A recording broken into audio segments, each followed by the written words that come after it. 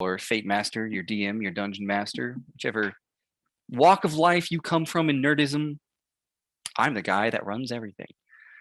You might notice today we don't have the usual people we have. That's because they're off having bad things happen to them from our last game. But don't worry, we have new people that we're excited to introduce. But before we can get to the fun stuff, as always, we have to get to the announcements. Announcements! Show yourselves. Hi, it's me. I get to do the announcements now. So we want to shout out to our partners, Nine Realms Gaming.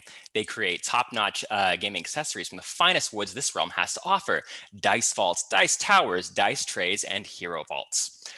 They never use any dyes or stains. They use oil-based finishes to bring out the natural wood color. You can visit their website now and use our exclusive partner code LIAR10 to get 10% off at ninerealmsgaming.com. Love them. And we also have Wander Lily Dice. Wander Lily Dice is a small handmade dice making company in Huntsville, Alabama.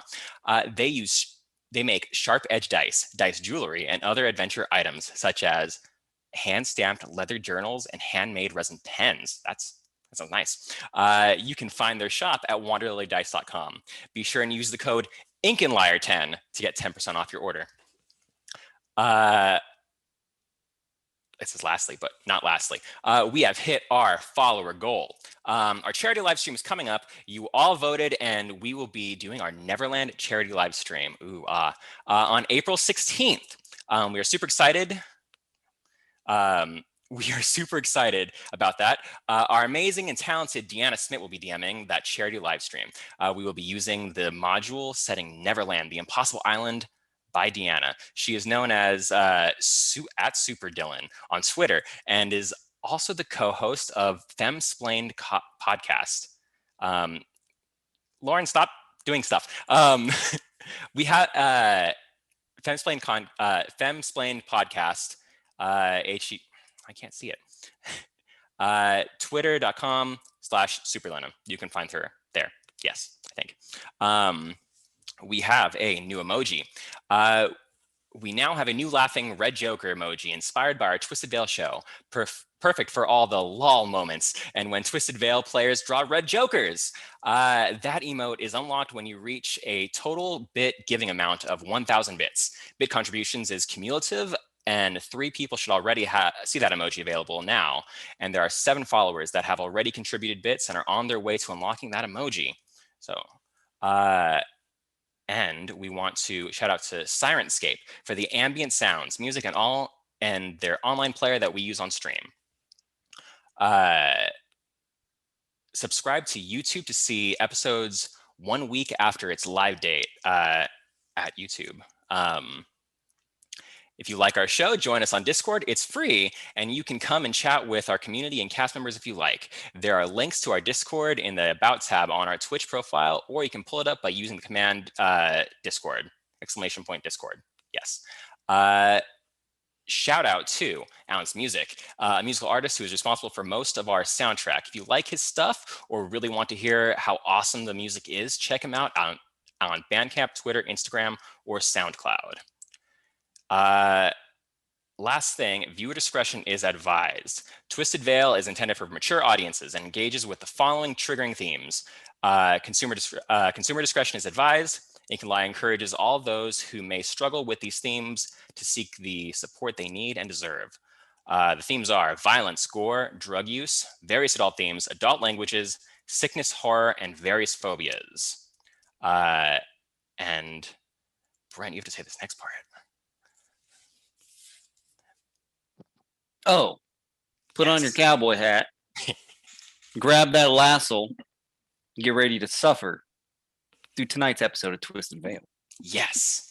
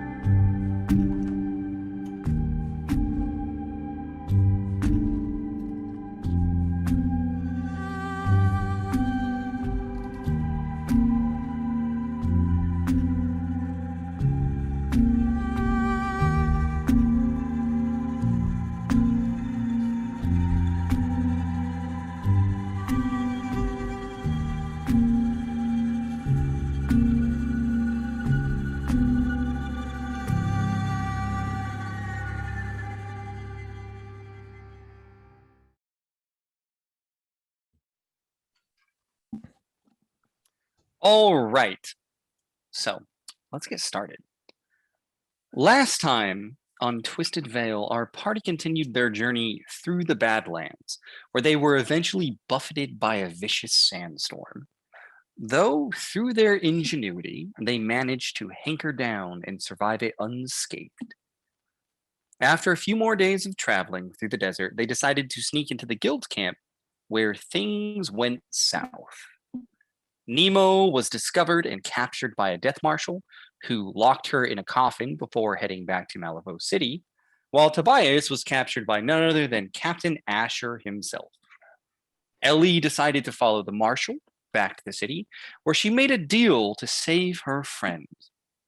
However, our story doesn't start there today. Oh, all right. I gotta put on some music because we're not gonna start there. We're gonna start in the town of Innocence. There we go.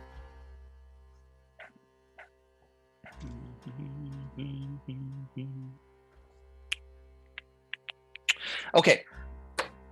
Our scene starts in a rickety, nasty saloon.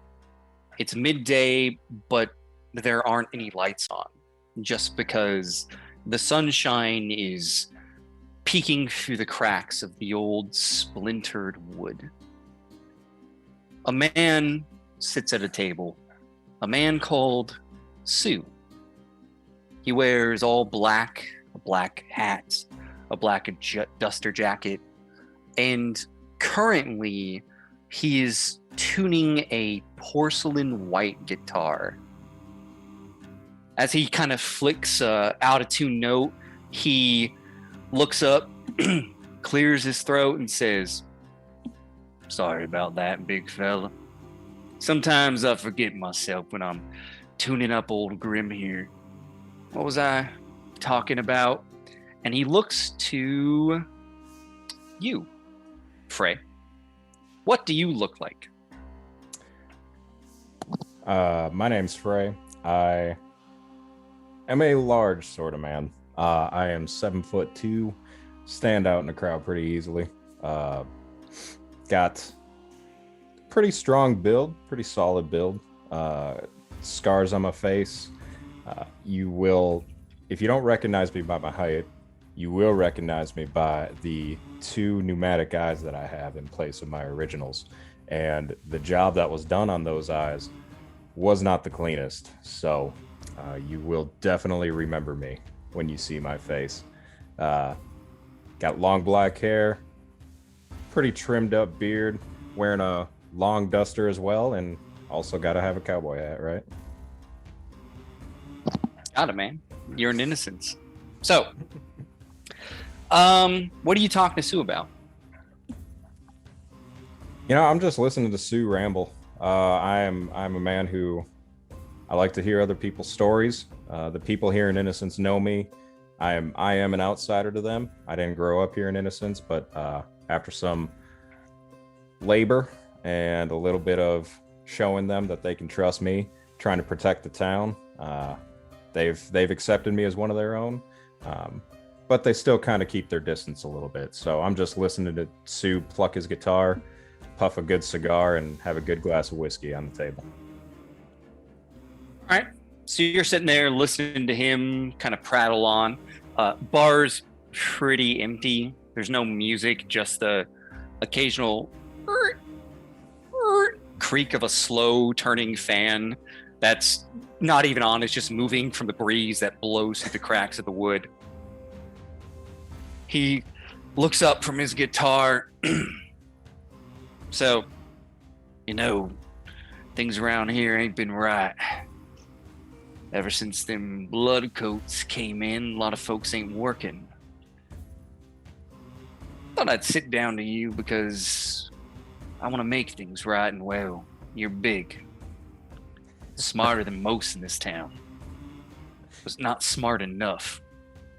You might need some help, someone who can read, someone educated. Not a lot of folks like that out here. Gotta rely on the damn book learners, huh?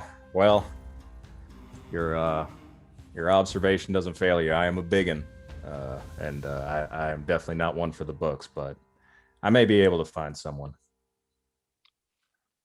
Till we find out what's going on in that mine, folks are gonna get wily, idle hands and the devil and all that.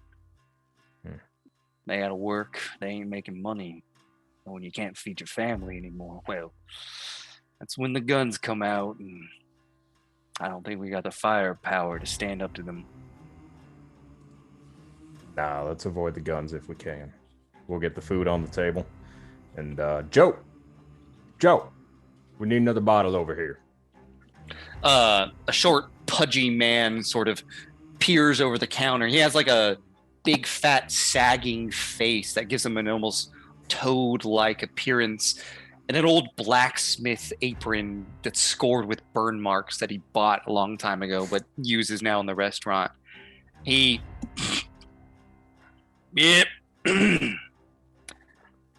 ruffles around under the counter. You see he pulls out 2 separate bottles and like fills them up to make a full bottle, tosses the other one in the back, it shatters, pops a cork over there, walks over, sets it on the table.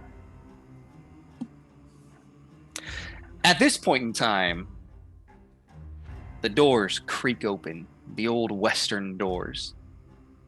Footsteps fall on the wood. Nice creak as someone enters the bar. For a moment, you can't see them. The sun's behind them, and they are just wreathed in blackness and a long shadow. And then as they step to the side, you see this figure. Meave, what do you look like? Well, Meave enters into the door. Their gender isn't immediately discernible, but there's a sort of rough femininity about them. They're neither large nor particularly small, and they lack curves just about anywhere. But there's a petiteness to their facial features, save for perhaps a particularly defined Greek nose. A mess of red auburn hair is often pulled back in an untidy braid, and they never really manage to get all of the wisps in. That's certainly the case today after being outside. It's messy, perhaps messier than normal, and their dark green eyes are framed by a smattering of freckles. The clothing's simple, but somehow workable in various settings. It's an off-white linen button-up, sleeves rolled, and under is a brown tweed waistcoat. Well, it's under a brown tweed waistcoat. A pair of brown utility sorts of trousers tucked into their ankle-length leather boots. They carry a leather satchel with them as well. That's you can see it's sort of bulging. There's the rolled parchment and rolled bits of paper stuffed in there kind of haphazardly, and other tools of the trade. And they take a look around the place that they have just entered.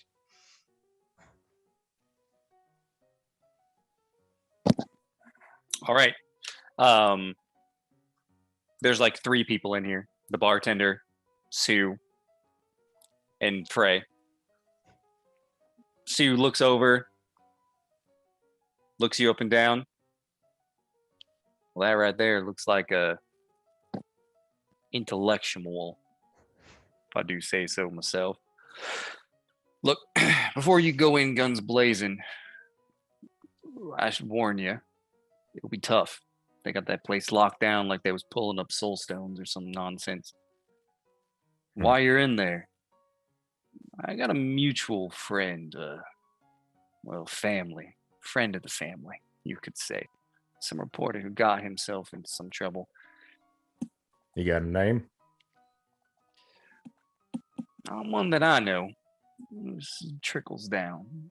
You know, we unique folk of unique backgrounds got to look out for each other. I will. I'll certainly look for this reporter tab, and yeah, that person over there does look pretty dang smart. That frail as can be, probably falls over with a nice breeze, but hey, can't be the best at everything, right? Ain't that the truth? and he begins to just sort of strum on his guitar.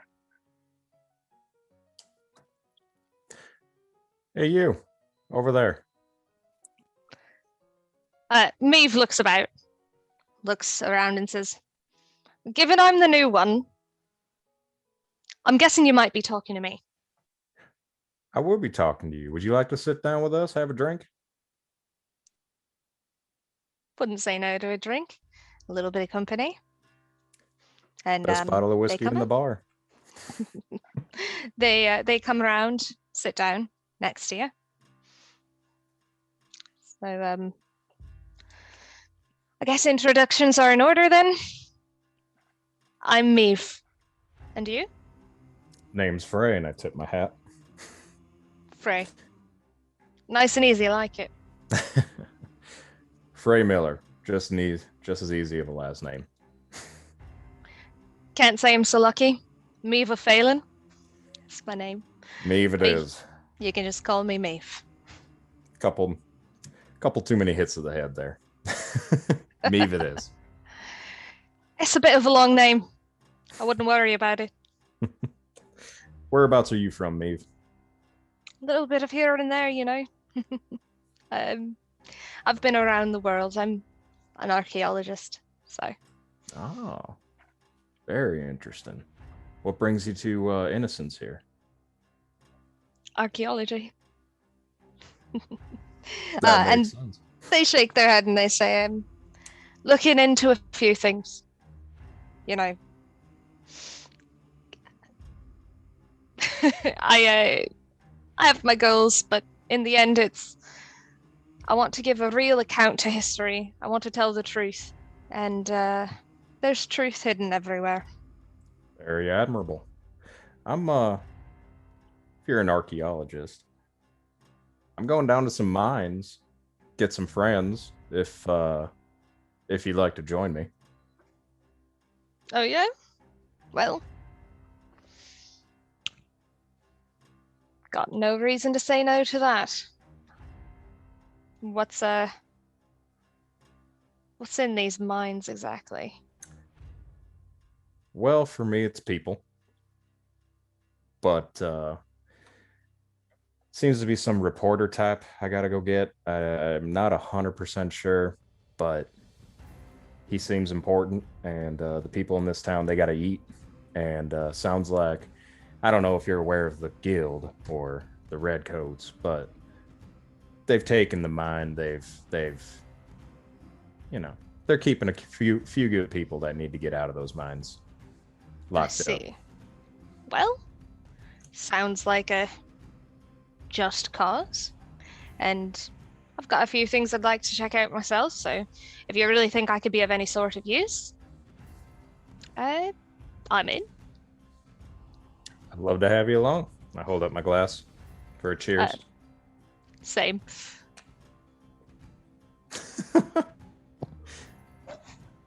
Meanwhile, our camera cuts away from the new intrepid adventurers and drifts far away down into the dark, hot, damp mines.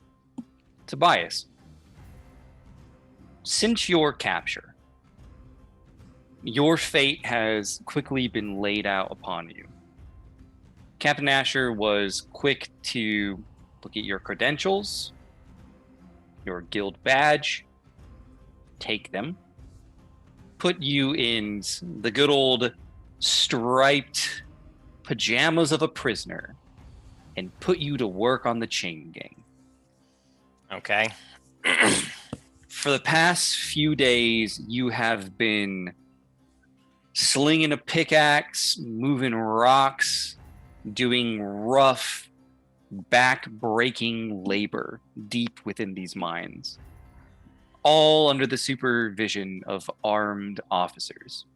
On this particular day, you find yourself a little bit deeper than normal. The entrance of the mines have actually a lot of plant growth, which is kind of strange at first, but you've gotten a little used to it. This area is a little bit more barren. You are chained to people far larger than you and probably a little bit more angry. Anytime that you are sent to work, there are hooks that they have sort of drilled into the wall that they kind of put the chains on and lock you to that position, and you just begin to chink, chink, chink under the supervision of these officers. And at this particular time, you've been working for probably about 6 hours, feeling a little tired, really hot. One of the guards says, "Hey, stupid. They tells me you're a paper boy, huh?" I was once. What's it to you? And he kind of elbows his buddy. "Why don't you go over there and interview Big John? Ask him about his wife and kids. We want to know. He don't talk much about them." You gonna undo my chains? Are we gonna undo your chains? Ah, you sure you want a clown? No, we ain't gonna fucking undo your chains. I mean, we won't take your water and we'll let you eat tonight if you listen. How am I gonna get to him if you don't undo my chains? Oh, Big John, he's right over there, just a little bit down the line. You can skedaddle and give him a nice interview about his wife and kids. All right, wise guys over here. I'm gonna scuttle my way down as far as the chains will let me up to Big John. Big John is probably about 1.5 feet taller than you. Okay. He's a very thick man who you've seen him a few times. His throat kind of has a cut by it. Looks like someone probably tried to slit it, but it didn't work, didn't succeed. You have never heard Big John talk. He is quiet and has a permanent scowl of stone just etched into his face. Okay. Big John, hey, got a good question for you if you're willing to talk. He's hammering away, and when you approach him and address him, he stops, turns, looks, and glares down at you. And already you can hear the guards behind you just chuckling. They're like snickering and giggling like happy little high school students. Bullies. Okay. Big John. I know we ain't in the best conditions, but maybe we can make the day go by a little bit faster. My name's Tobias. Tell me where you're from, Big John. Help make the day go by. As he stares down at you, his two hands are just kind of gripping the handle of the pickaxe, and his knuckles are going white. And he doesn't say anything, just glares.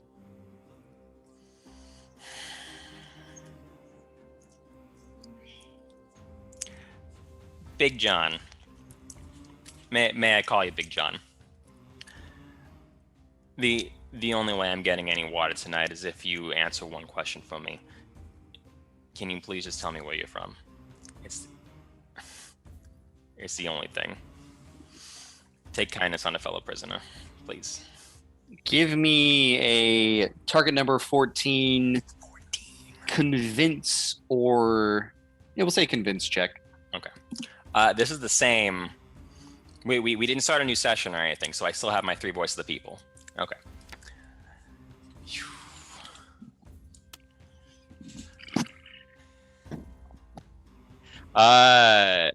Target number 14, you say? Yeah. All right, so that's going to put me at a 7.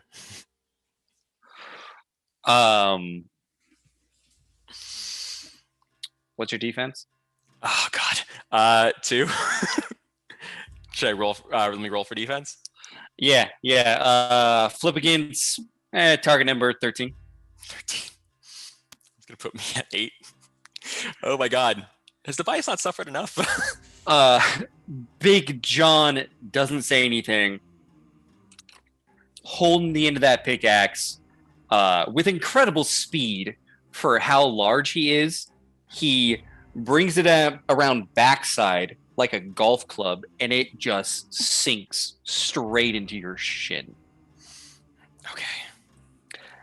And The guards are laughing their ass off as you struggle to stay on 2 feet with the end of a pickaxe, probably about like 8 inches, just right into the meat of your leg. He puts his foot on your chest and kicks you off it. Okay. Device is on the floor, bleeding.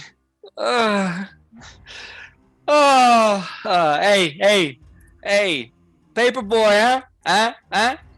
You didn't ask him about his wife and kids. You asked him where he was, and they take your water. That's not what we said. We said ask him about his wife and kids. Gotta learn to listen, huh? You slow like John over here. Tobias is gonna go. He's gonna go crawl back to where he was, back to the chain, back to where he was picking at the wall.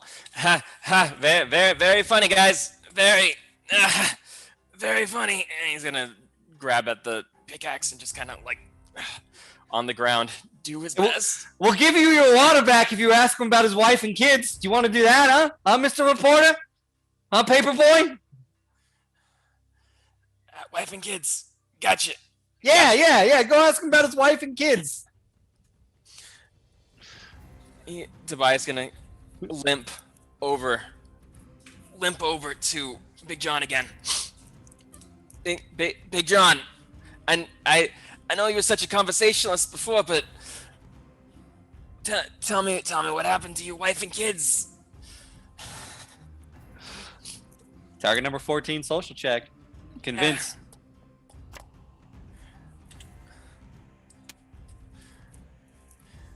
I know you don't want to do this to me again, Big John. So I got a 18 unconvinced. He takes a moment, looks at you, looks at the pickaxe in his hands. Killed him. Fed him to my dogs. Found my wife cheating on me. She wanted to take the kid, and the kid wanted to go with her. You see, people aren't trustworthy, but old dogs, they'll stay with you till the end. You got a bit of meat on you, don't you, boy? Yeah, yeah. One of the guards like, hey, we're getting some dogs next week, John. You want a dog?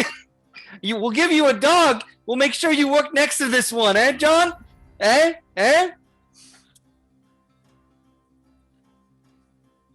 John goes back to work. And they keep your water. Yeah, I figured they would. And then a couple of clowns I work with, good guys. And Tobias is gonna go back to work, struggling to keep his positive demeanor. All right. Meanwhile, we cut back to the town of Innocence. So, there are a few things that you are aware of through hanging out, talking with Sue. One, of course, the situation in the town. Frey. And two, it's going to be hard to get in. It's locked down. There's one way into the mines. Essentially, a couple miles outside of town, there's a big canyon. That's where it's located. A bunch of guys used to be working out there. The mines, they are essentially the lifeblood of the town of Innocence, because inside them there are trees, grass. That grass is harvested, taken to the cattle. Sometimes cattle drivers go down there and let the cows feed. Without that, it's only a matter of time before the stalks run dry. They run out of hay and cattle are going to starve. Trees, there's no wood out here. There's these crappy little shrubs, but buildings are in disrepair. That's the only way you get lumber, is everything that you need to survive outside of water, because there's a well in town, comes from the mines. It's in the mine, inside of it. It's all inside the mines. Okay. Which is weird, but you're through the breach, man. Things are a little strange out here. Makes sense, but it doesn't. Love it. So, okay. I mean, if you guys are ready, you can start heading out there to scout it out. If you want to sit at the bar and talk, it's up to you. The scene is essentially yours. Yours and Mead's. Let's sit at the bar. Come get me, please. All right, so here's the deal, Mead. We got to get into the mine. Right. I am not the smartest person on this planet, and I know that. I need someone like you to help me devise a plan of getting into this mine, getting my friends out, and trying not to start a war between innocents and the people in the mine. Well, that doesn't sound difficult at all. And Meave kind of smirks a little bit and says, well, the good thing is, you look like you've got a set of muscles on you, a little bit more than me anyway. And that's the part I'm definitely lacking. I don't like bullies. I don't like people coming in and thinking they can do anything to a group of people just trying to live. So, I say, we scout the area, try to be subtle about it, see what we can do, see how to get in, how to get out, how they get in, how they get out, and when they get in, and when they get out. And from there, we might be able to figure out a way to get in without getting our asses handed to us. Let's do it. All right. And Maeve will slam back the rest of whatever's in their glass. Whiskey. Whiskey. Straight whiskey. Straight whiskey. Yeah. Yeah. Maeve slams back Yeah. the rest of these straight whiskey in their glass. I pour the rest of the whiskey from the bottle into my flask, throw that in my jacket, and Nice. as we're walking out, I'm going to grab the massive rail hammer that was leaning against the door. Grab that on the way out, just to prove how stealthy and really sneaky I'm about to be. I'm assuming that's essentially just a giant sledgehammer used to You got hammer it. in rails, or is it anything kooky and crazy? Nope, absolutely not. Simple right. hammer. As you stand up and get ready to head out, Sue begins to strum on his guitar. It is a beautiful, somber, sad melody, just a plucking that almost sounds like a funeral dirge. And as you stand up, he kind of tips his hat up, takes a break, and says, "They'll need a horse. Take mine." And then he puts his hat back down and just boom, boom, boom, boom, boom, boom, boom, continues. Maeve will mumble under their breath. Couldn't have played a battle hymn or something. When you get outside, there is Frey's horse parked. What does your horse look like? I've been playing a lot of Red Dead lately, so Ooh. I need to know all about their speed, their hardiness, their breed, and their coat. Beautiful, beautiful. It is a thoroughbred Clydesdale. Because I am a large man, it's got to support a large person. So it is a Clydesdale. It, like me, can probably take a hit or two. It is a beautiful black sheen with white spots. The spots kind of vary, but the coolest part is this giant spot that's over its eye that Frey really likes about it. And he really likes his horse, so he's probably not going to leave it to die if things get rough.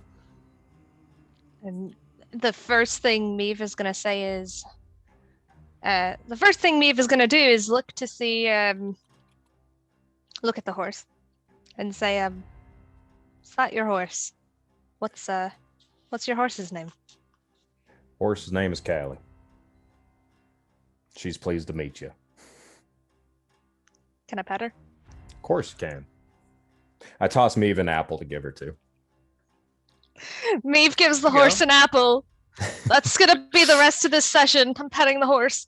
No, I'm kidding. You hold out your hand. You get the little like the creeping horse lips. How they do the thing with the lips, where they almost use their lips like a hand to kind of like pull it out, and it sucks it right out and begins to just chew the whole thing solid. I'm in love. Yep. So, Maeve feeds the horse an apple. A few feet away from that is a slightly a bit smaller, beautiful stark white Frisian. Frisian horses being infamous for their very, very long hair. This gorgeous mane of hair kind of comes over the side and goes past the neck, almost to like the shoulder of the leg. And it's just sitting there with a little pink nose, kind of nibbling on the rope that's attaching it to the post. Is that Sue's horse? That is Sue's horse. It's saddled up with a beautiful black saddle. The saddle has engravings of guitars all around it. Maeve looks at the horse, comes up, The horse looks at you. offers a hand, if allowed, strokes the horse's neck, and says, I'm gonna have to take real good care of this horse, aren't I? It and takes the pats. Well, looks at Frey. Let's go on a innocent horse ride. Let's do it. And we'll mount the horse. Very much gonna try to look like they're just, have an afternoon horse ride around by the canyon. Real easy. Real slow. Easy, non-suspicious. No one's in a super rush. normal. Yeah. We're just sightseeing. Mm-hmm. Just sightseeing. Don't mind the hammer. I was at work. That's all. Yeah. That just comes with you. Yeah. Whatever. You saddle up. Hammer's a little awkward, but you can probably like tuck it under the saddle like a rifle a little bit. Yeah. Yeah. Shove that bad boy under there, and you guys essentially ride off into the sunset. So the canyon, it's a wall at this point. And somewhere along that wall is the mine. You know where it is, Frey, because you've seen workers coming in and out. It's been a pretty high traffic thing as far as Innocence go, with its population of like 460 people. Other than that, it's just flat desert for miles and miles around here. Occasionally you'll get like a little bush. There's not really any cactuses. There's just these old, like 3 foot tall, gnarled, frail trees. With the consistency of driftwood. Hence why like they've never been used. Like you can just like push them over if you really try. And they're just like black and shriveled like old crones. And that's all that scatters the desert land. And of course, there is the consistently blazing orange sky. But even from the town, you can see in the distance the clay red of the mountainside or the canyon side. You guys spend a few hours, begin to ride out towards the mine. You get to a point where in the distance you can make out like the little pimples of tents, just little tiny speckles, and you kind of narrow your mechanical eyes. They kind of shift and focus like cameras, and you can just see the little speckles out there. But at this point in time, unless you got a looking glass or something, you're gonna have to approach. Right. Well, seems to me, Frey, the best thing we're going to have to do here is take the I'm a tourist approach. I was hoping there was a little bit more to see. But, Have you who ever... doesn't want to see a vast canyon of pretty much nothing? Yeah. You ever played cops and robbers? No, but I know the general gist of it. Okay. We can definitely pretend to be tourists. If it comes down to it and we get questioned, and if things get real rough, you can say you captured me and just make me a prisoner of the mine, essentially. All right. Not really really where I want to go with that, but you look like you could fend for yourself in a We'll call tight it spot. Plan B. Plan B sounds good. All right. Well, we'll ride a little bit closer and see what we can see. And hopefully nobody will pay us any mind. Sounds like a plan. And that is what we do. You guys kick up a nice cloud of dust as you just begin to gallop towards the canyon mountainside, or well, the cliffside, I should say. It's that beautiful clay red stretching high, and it's like a wall that goes on forever. Eventually, there's an open canyon, which, again, actually, you would both know about this, because Frey, you had to come here. That canyon's like the only pass north from Malifaux to actually like come past the Badlands into more Badlands, where Innocence is. You're kicking up. It's a smooth ride. This is a smooth horse. This thing, it pulls, especially Sue's horse, man. Slight pull, completely obedient. Occasionally, like when you're not doing anything, like when you're talking, Meave, it like looks back at you expectantly with an expression that almost feels like, what the fuck are we doing? We going? Like whenever you stop and you're not running, it just seems impatient. Like we going? But it doesn't move. I'm not going to name that horse. You don't know what it is. Actually, you know what? In my notes, because I feel like now that we're doing this, I got to commit to it. Trevor, what's your horse name? I got to put that in your character section. It is Callie, and it's Cali. I just messaged it to you. Is it a she horse? It is a she horse. Yep. What's Callie's temperament like? Real calm, almost too calm and too trusting. Like literally, if anyone were to get on this horse, she would just, yeah, let's go. It's fine. You tie her up, she's just gonna follow someone like a lost puppy if she gets loose. She's super trusting that everyone's gonna be nice to her and great. I love it. Yeah. I mean, this is canon now. This will come back to haunt you at some point. Oh, good. All right. Outline. Here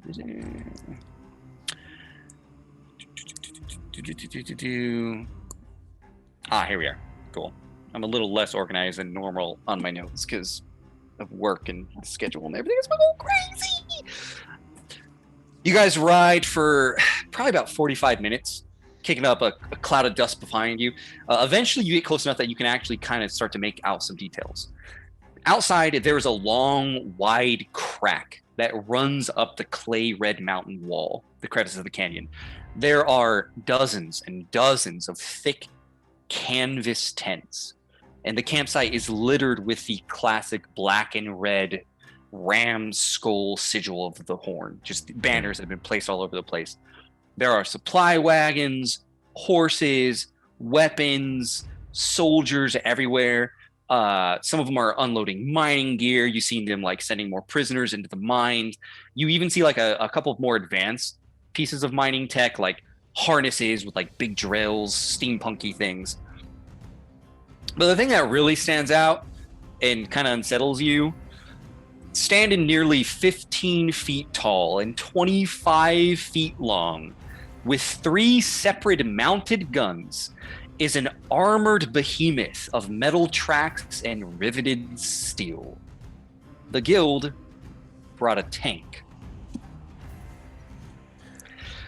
Okay. And as you approach and you're kind of within sight distance, they see you as well. And already you can kind of see 2 riders, they've broken off from the camp and they're making their way out towards you to greet you. Give me a notice check. Both of you. Target number 8. Zach, I will lean on you for this. Trevor, you got a 4 rams. So that means I got an 8.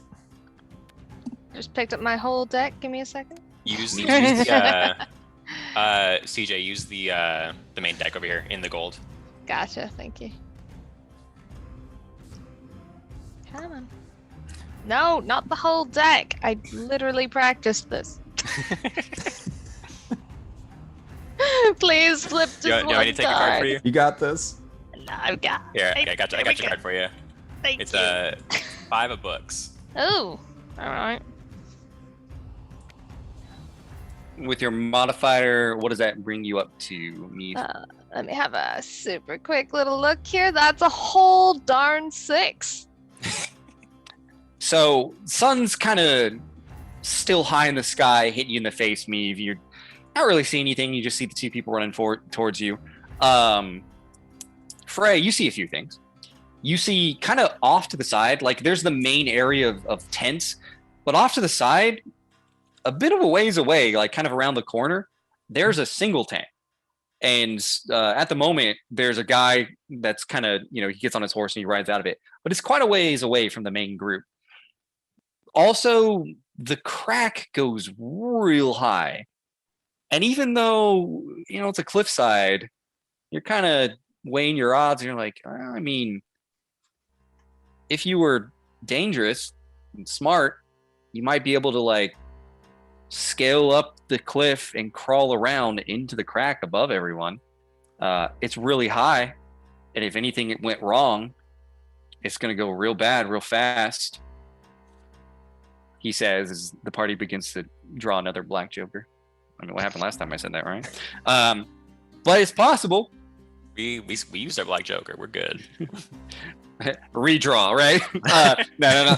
So the two guys on horses come out to you. They're like, oh, state your business. Maybe gonna take just a second and say, business is a bit of a strong word. I'm just an archaeologist. I wanted to have a look around. Interesting geology here. I'm afraid the mines are closed to everyone but guild personnel only. Right. Of course. Well, is there someone I can talk to about getting a permit? Just wouldn't bother anyone doing any sort of work, but it's got some significance of the, as I said, archaeological variety, and I thought it might be interesting. And they're definitely gonna at this point shuffle through their bag and pull out a book and say just to kind of lend credence to what they're saying. These are my notes from around the area, of course, and it's a big blank page right here around Innocence. So I thought might be able to fill it in a little if there's someone I could talk to. Of course, understand if it's a no-go, so to speak, but would really love to get some learning done. You're more than welcome to get a permit. Ride 10 days back to Malifaux, go to the Cage of Grace, to the bureaucracy office, fill out the appropriate paperwork, and then you will have your license if you are approved and accepted, and you're more than welcome to come back and do your drawing. Right, well, suppose if that's the only way I can get around it, then to Malifaux I go. I'm just gonna look at Frey and be like, We will certainly do that. yes, right to Malifaux. Good thing we've got these horses, and they're gonna Very well. kind of pull them around and be like, oh, you gotta get out of sight now. Good day, citizens. And they pull their horses and right back to camp. That could have gone worse.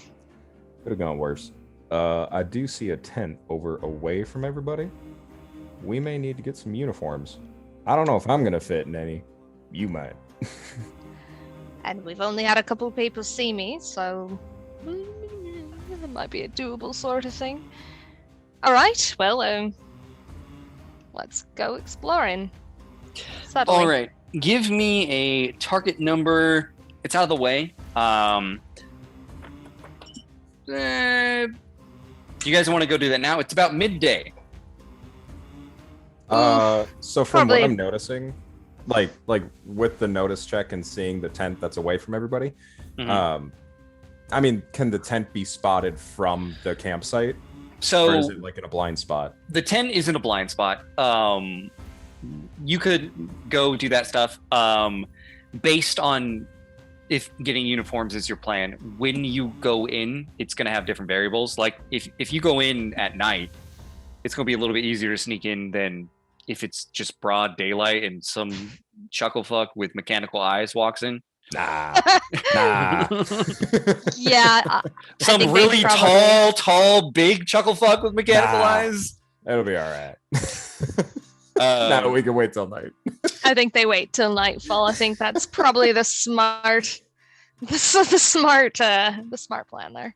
Yeah, All right. I would say so. We'll say, for all intents and purposes, we'll move a little fast. This, you ride off. You find like a nice area kind of off to the side. Set up a little camp. Don't really make a fire. If you want to have some chit chat, you can. If not, we can just move through that.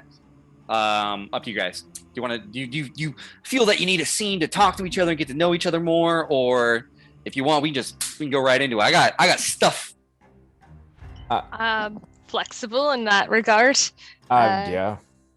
I feel mostly I think they'd set up the camp, sit around sort of chatting a little, but also sort of coming up with some contingency plans, and essentially how they're going to go about kind of getting some uniforms and sneaking their way in. So I think it's primarily unless you have anything, I feel it's very much just a tactical discussion.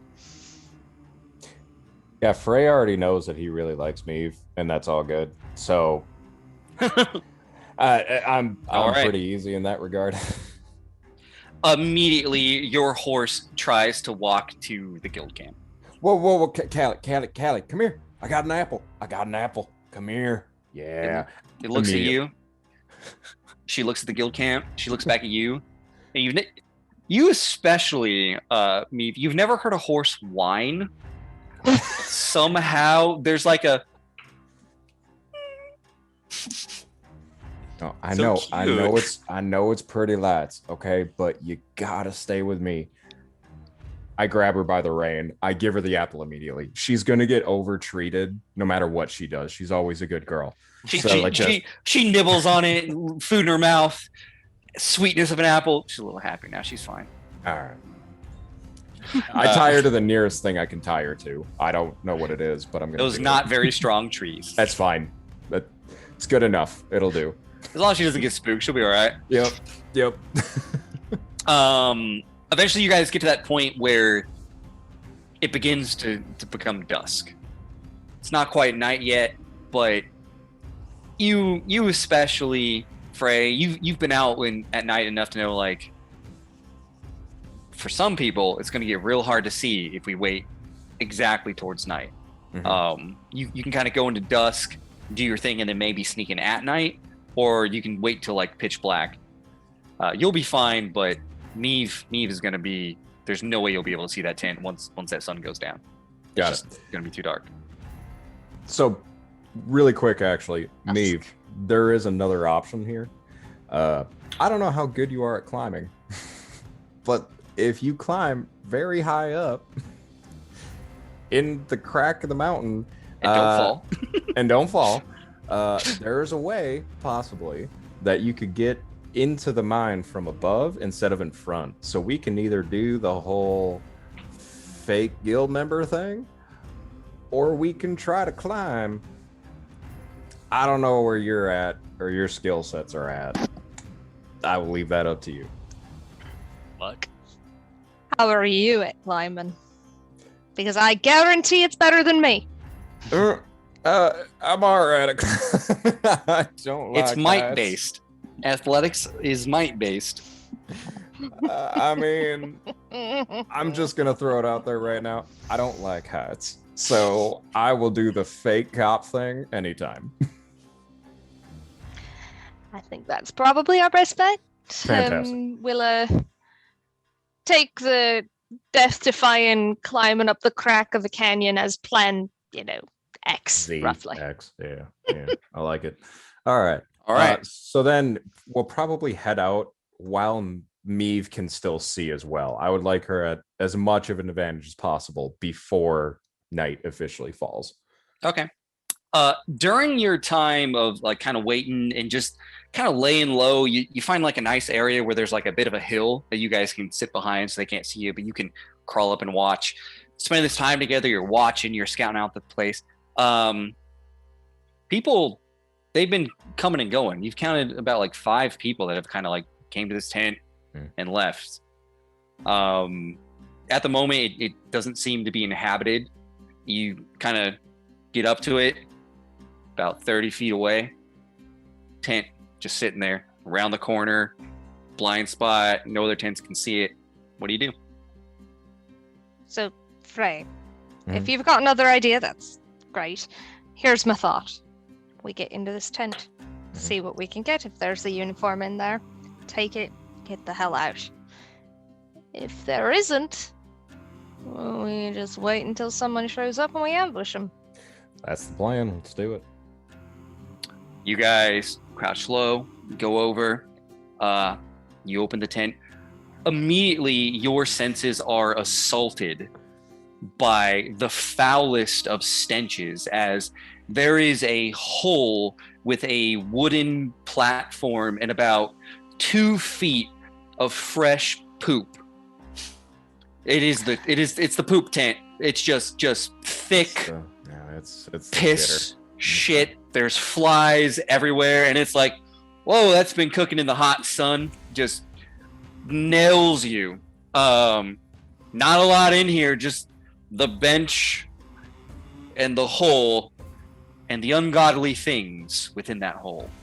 We just figured out why this tent's so far away from everyone else. Yeah. I pull out my flask and go, still up for waiting? Mm-hmm. All right. I open up the flask and start chugging. I hand it to them. Yeah, they're like... And then for a second, they're just gonna kind of like keep the flask under their nose, like deeply whiff some whiskey for a second, and just like, oh, it burns a little bit, but it's so much better, and hands it back to you.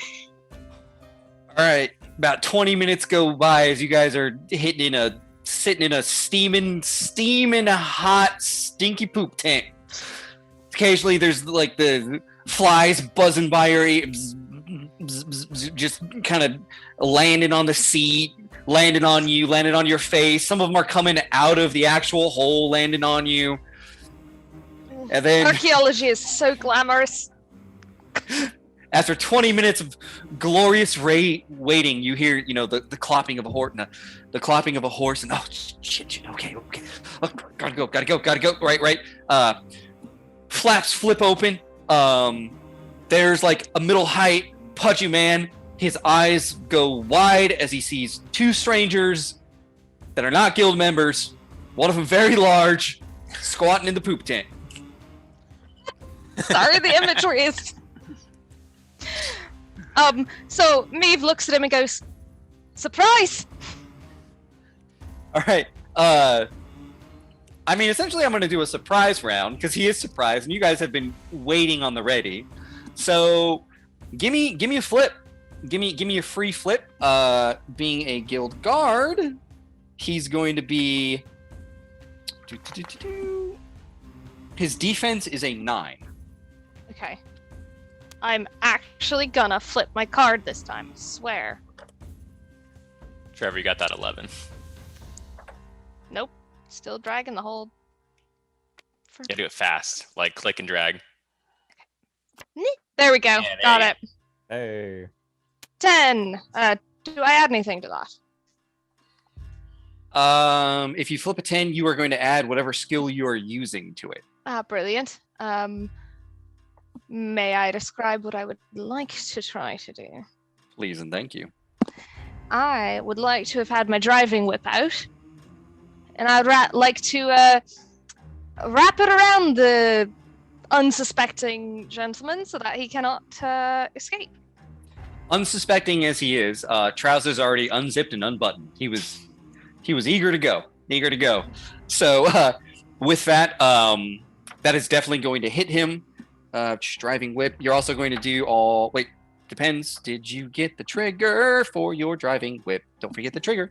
Let's see here. What did I pull? Those are crows. Those are crows. Then yes, I did. And I what's the have trigger? tangled up. I have tangled up, which is crows is the trigger for that. After succeeding, the target gains the following condition until you leave its engagement range. You make another attack with this weapon, or until the end of its turn. The condition being tangled up. This character may not take walk or charge actions. So Fair. you pull that whip out. You get him in an awkward position where there's like two hands still by the buttons because he was mid zip, and they're just wrapped up right around his waist, and he's like, "Oh shit!" Frey, you're up. All right. So with that 11, I would like to, instead of just. Oh wait, hold on. Do you want to do? You would do damage. I am so sorry. Ooh, that's exciting. Yeah, let's do some damage. So, what was your toll that you hit? The 10's the card I pulled. Do you need my modifier inflexible? Yeah, what's your total modifier That's and flexible? 3. So you got a 13. His AC is 9, so that's 1 to 5. So flip 2 cards. You're getting a Okay. negative flip, so you're gonna take the lower. Okay. Sorry, is this from my deck or the regular deck? You will always flip from the regular deck. Okay. Your deck is only used for cheat cards. That's a 12, and you say take the lower, Mm-hmm. and a 9.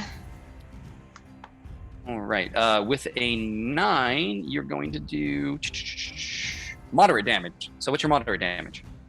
My moderate damage is... Oh, no, I wrote it down here. My believe it's moderate a damage is 1. 2. It's 2. Well, it's... All right. Yeah, because it's 1/2/3, so that's light, moderate, and heavy, right? So like this Okay, great. happens quick.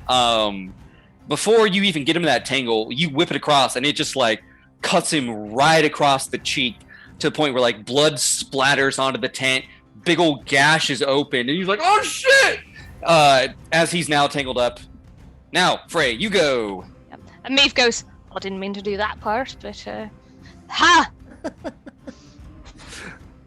So can I use? Killed this poor guy. Jeez. Yeah, he's a poor bastard. Literally caught with his pants down. Ha. Almost. Can I please use? So I'm assuming since I was sneaking, I didn't take the hammer with me. I'm not hitting him. Okay. Can I use my 12? Because I flipped an 11 and I'm using martial arts, so just my fist. Can I use my 12 to just cover his mouth?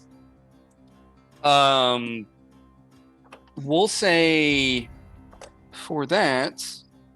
Is I mean, there it can be a grappling hard skill in cover. this game?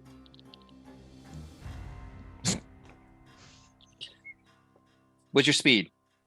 That's a 0. So it would be your normal flip because that would be grappling, and grappling is speed. But his okay. AC So 11. is a 9. Okay. So yeah, immediately, oh shit, you can just get up to him, like palming a basketball, just right over the face. Really? He is wide-eyed, tangled up, struggling to hold his pants up, just staring up at you. All right. Now, I have a proposition for you. You're not going to yell. Mm-mm. You're not going to scream. Mm-mm. You are going to take your clothes off. Mm-mm. We Which need is to borrow probably your... the just the least uniform. exciting way anyone's ever said that to you. Yeah, I mean, this is not going to... Yeah. So, take your uniform. We're going to need that. Give me a target number 8, 7. Intimidation check. Intimidation check. Okay. He's not in a good spot. 8 Rams. 8 of Rams, that's going to be a 9 intimidation. He just you say this, and the hands that are kind of tied around his waist open, and the pants just flop down to his ankles, and he goes, All right. Now, when we leave here,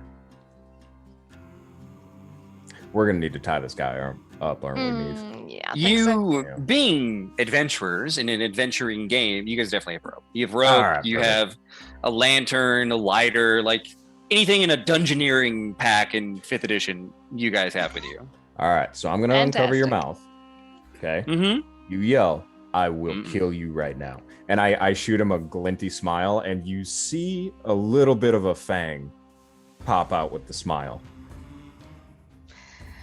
His eyes just stay wide, looking at you. All Uh, right. He complies. He's like, "Yeah, I'm just going to take these off and fold these neatly Mhm. and put these here." He looks down at his boots and like, "Can I, you know?" Nah, we're gonna need the boots, son.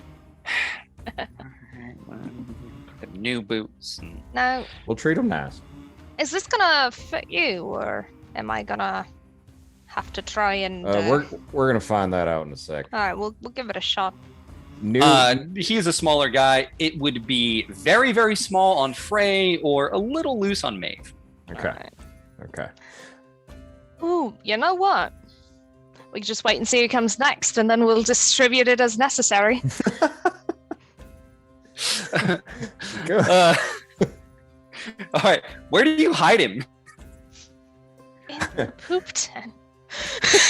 You just gag him and just kind of push him off to the side in the poop tent. Behind the poop tent? Before we You gag put him behind him.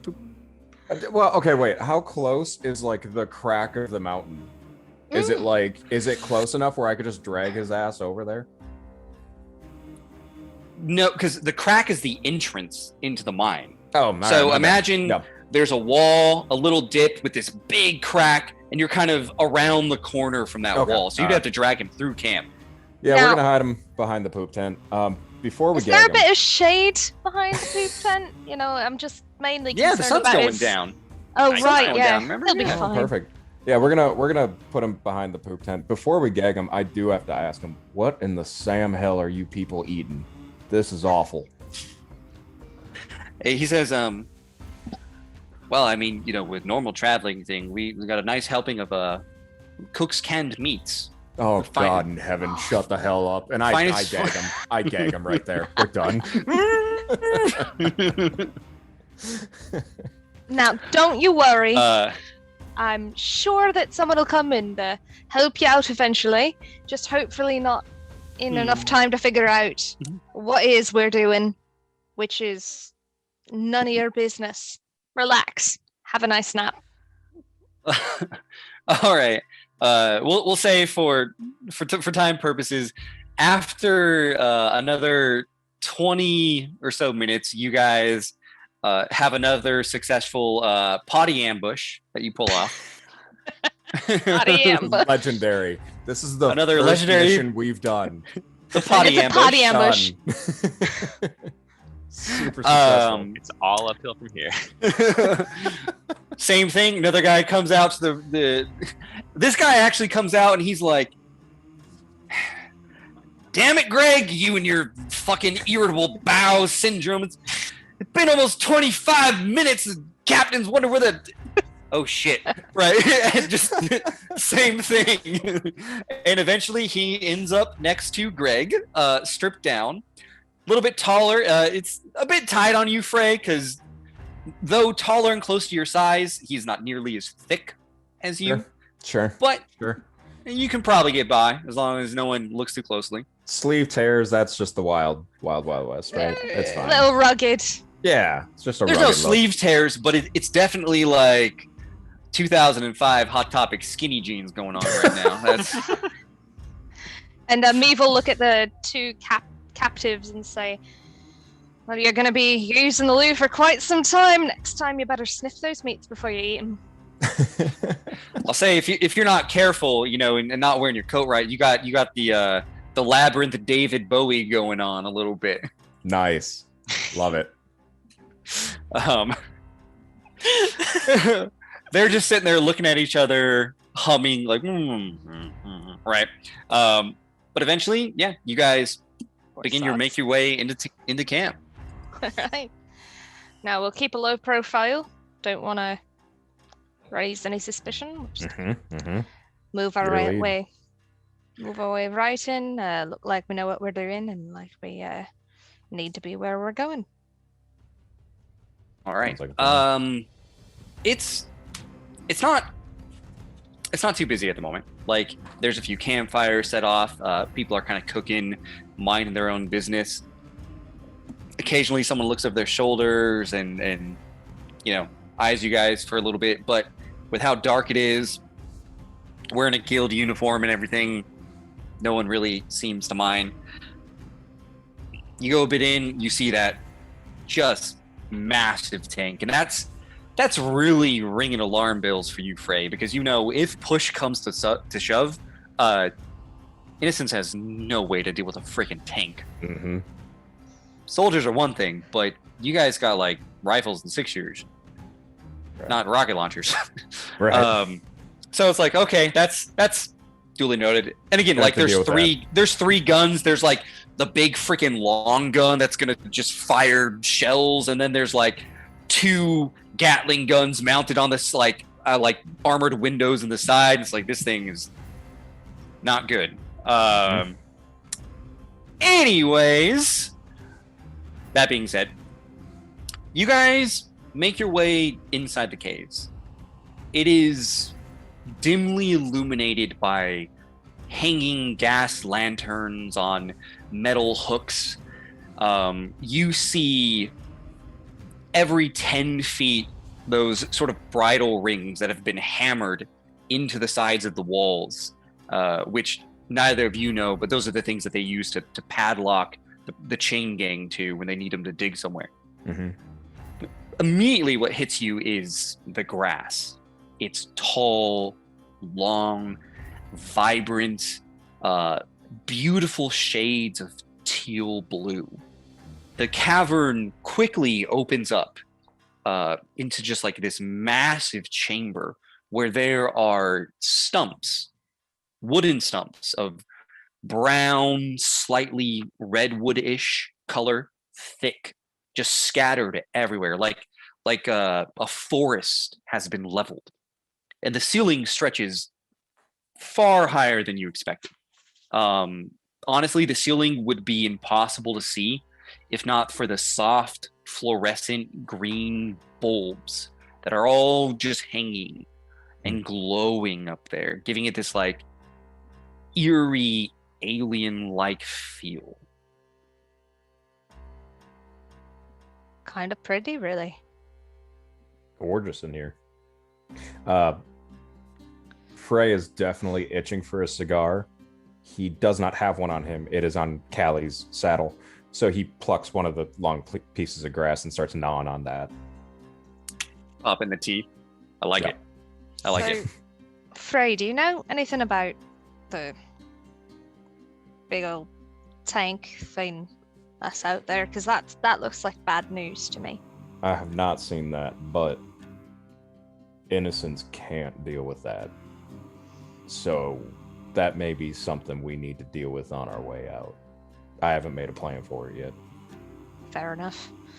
And the less we're gonna have to stir some trouble here, but the less trouble we can stir, the better for the town, I guess. As long as we get the people out, I'll stir up as much trouble as we need. Then we better take that tank out on the way out. I like it. So they proceed forward with caution, and I would say that Maeve probably makes a few notes about what they're seeing down there. Okay. You continue to move forward. Meanwhile, we cut back to the area of prisoners.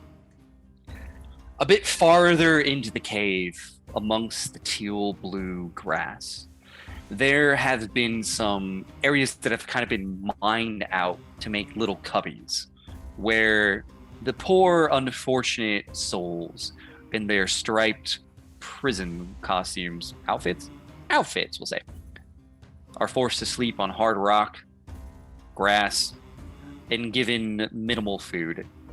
Tobias, you are particularly thirsty today. As you are sitting, Been a long day. Yeah, it's miserable. You're parched. You're dry.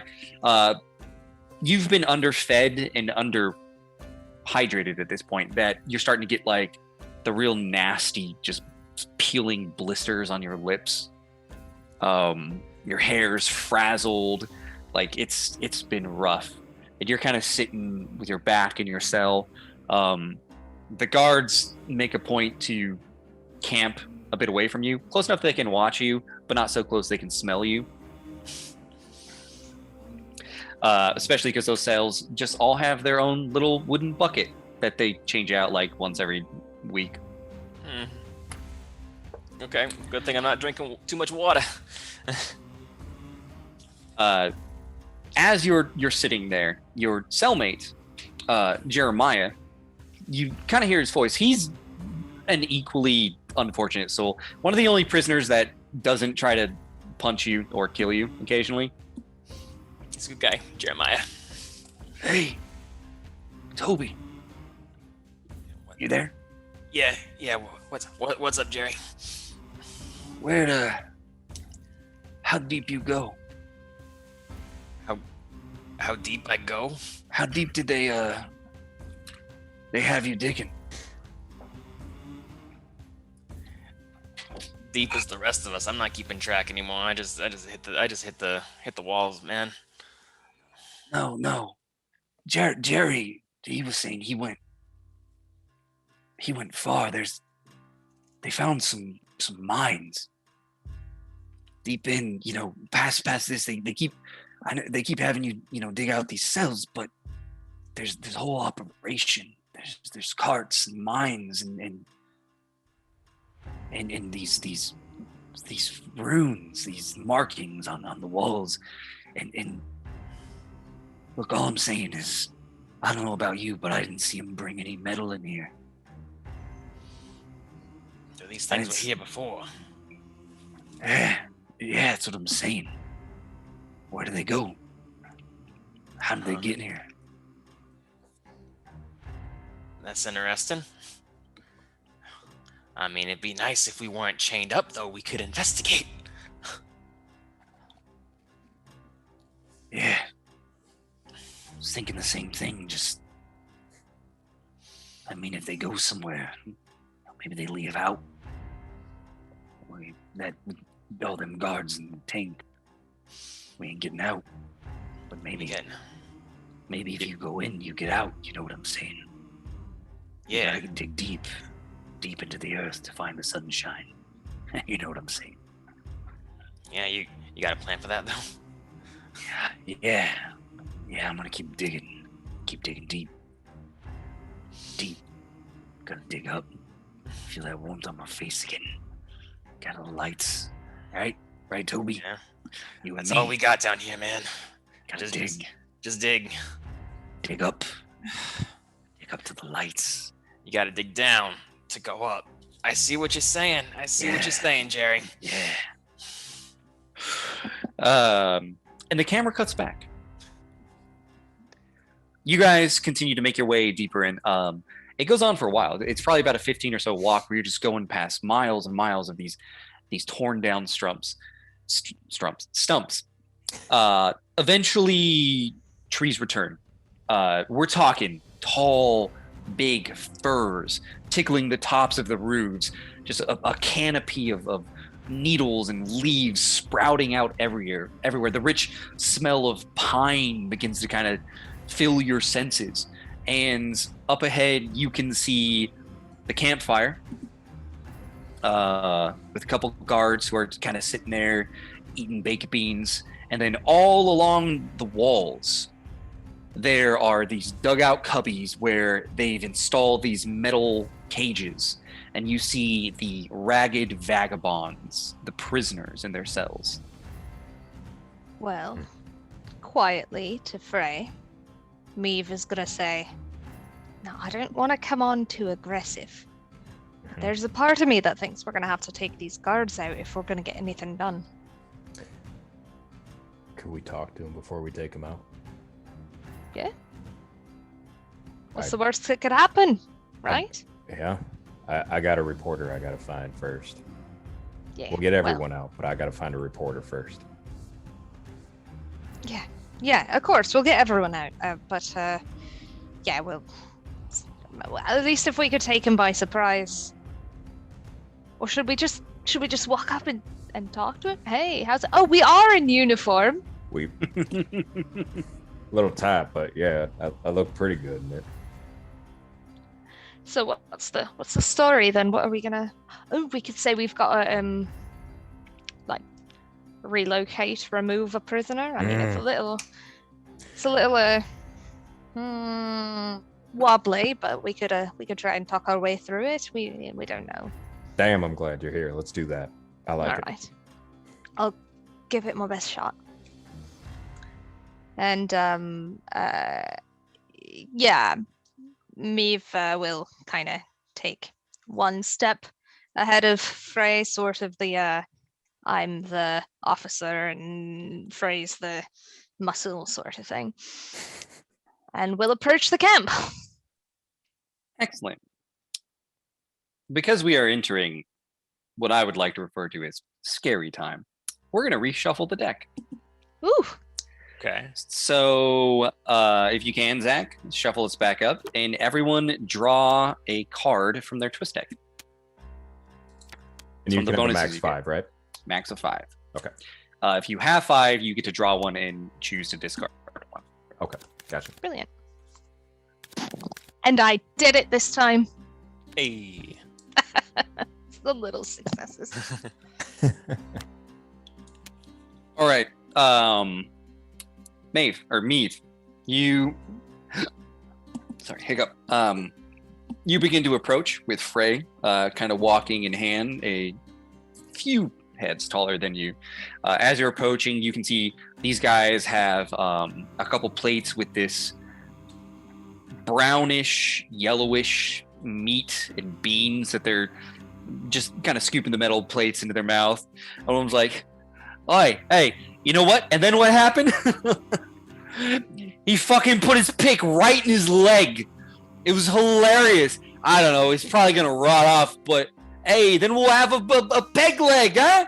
A freaking peg leg. How hilarious would that be? He'd be like a damn pirate. He'd be a paperboy pirate, huh? Yeah. Hey, who's this? Found your Who's reporter. This? Who's this? Clyde, who's this? I was like, Device is listening to that. Like. I don't know. Hey. You. What kind? Who the fuck are you? Evening, gentlemen. Way to address people. We're here to relocate a prisoner. An urgent. orders? It's an urgent order, straight from Malifaux. Yeah. I'm gonna need to see your paperwork. All right then. I don't know who you think you are, looking for paperwork from someone like me. Can I do like any kind of bluff check at this point? So, you can always tell me you want to try to lie. Okay. And we'll play cat and mouse when we do that, right? He's gonna ask for your paperwork. You're gonna have to flip a lie check, and based on what you say, convince him he doesn't need it. All right. That is what I would like to do. His target attempt number to is do? going to be an 11. All right. Could be a little rough. Yep, that's not gonna work. Do you have a card in your hand that can cheat it? You can always cheat. That's yeah. So you can replace the card you drew with a card in your hand. I do not have any pluses to lying, so no. It's a deceive is a cunning. So add your cunning to that. Yeah, definitely not. The man is correct. You mind if I jump up, Brent? Sure. Or are you gonna let this play out quick? I want to let this play out, and then I want to let you jump up. Yeah, sounds good. Okay, because basically what Maeve's doing at this point is really, you're gonna ask for paperwork from someone like me, and is shuffling through their bag, but absolutely giving my flip and given the fact that even if I substituted it with one of my cards, I would not hit that number, is just kind of starting to panic a little bit. Shuffling quickly. Right. Like, it's in here somewhere. Just give me a minute. Yeah, go ahead, Frey. You know. All right, so I step up from behind Meave. I walk over to the dude, and what's pissing me off more than anything is not the fact that we're in this situation, but the fact that this piece of shit doesn't know his manners. And I walk, like I kick the fire a little bit even. I go, hey, you watch your manners when you're addressing a superior officer, all right? Now, I ought to drag you out of here and kick your ass right here and now, but I'm not gonna, because I'm a polite gentleman. You apologize, you tell us where this goddamn prisoner is, and we will be on our way. We're gonna bump it up one because you got one failure. Target number 12, deceive. Like there's a brief moment where they look at each other and then look back at you, kind of thinking about how they want to react to the situation. You got that 13 of books? Yes. Yeah. With a 13 of books, the quiet one stands up. He's like, "Damn it, Clarence! I told you your fucking tongue was gonna get us." Sorry, sir. Sorry. Don't mind him. He's drunk. Hey, they are your superior officer, not me. Apologize. Hey, yeah. I'm sorry. He's like kind of looking at the coat, trying to like find like a badge or like, you know, something to show that they're a superior officer. And he's like, Lieutenant. You got it right. You guessed right. Good freaking job. Sorry. Hey, you know, sorry about that, Lieutenant. You know, not a lot of people come down here into the mess. You know, what can I do for you? And yes, definitely like putting their, you know, sorting their papers back out and says, we can let it slide if after all it's a little bit late, but they wanted to have the extraction done immediately. So we are looking for a reporter. He's in a bit of trouble back in Malifaux. Oh, yeah, the paper boy, huh? I mean, figures, you know, that one, he can't, ain't good for digging, that's for sure. You know, probably better for hanging. Then you won't be missing him much. Oh, no, his leg's all fucked up. He's, you know, we're just going to see how long until he falls off, really. We had a pool going. It sucks. Hey, not a lot of fun around here. I'll let you know when it falls off. We're not treating it by any means. Yeah, right. Man, Sorry to ruin your fun. Yeah, I mean, we can turn him over to you. The captain should be down here, you know, in 5 minutes. Honestly, he's probably already on his way with his regiment to, you know, checking all the prisoners. He likes to spend some time with them, you know, mess their heads a little bit. We have a lot of fun, you know, make them fight over scraps and shit. But yeah, Paperboy's right over there. Sounds like a good way to pass the time. Well, yeah. Let's And Toby, like you overhear this conversation, Toby. You know exactly who the captain is, and you know that he does show up around this time, give or take, usually every night. Probably about like 30 or so men. And 30 men. Okay. Oh, this is the evening's entertainment.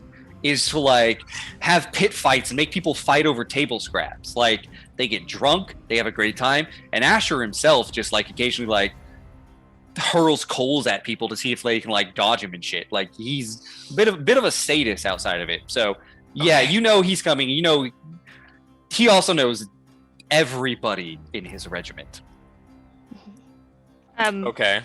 Maeve's gonna say, "Get the prisoner ready to go. We'll meet him on the way." Yeah.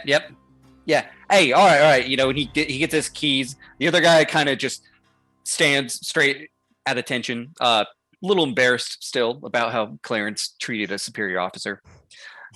Clarence goes over, opens your trays. Hey, paper boy! Hey, get up! Get up. Uh, Looks like we're not going to be able to feed you to the dogs. You got to go with the lieutenant over here. They're taking you to Malifaux. Probably going to hang you, obviously. I mean, your labor's done. You're shit at cutting rocks. It's been fun, though, hasn't it? yeah, guys, I had so much fun. Hey, and he kind of does the thing where he points on your forehead. Maybe you'll think next time about fucking up a good thing when you're with the guild, huh? Huh, idiot? Huh, stupid? Huh? Yeah, guys.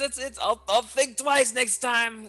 Come on. And he grabs you by your over here. He grabs you by your hair essentially and forces you to your feet and drags you over there and just throws you at the feet of the guards. And Maeve's gonna motion to Frey, grab him.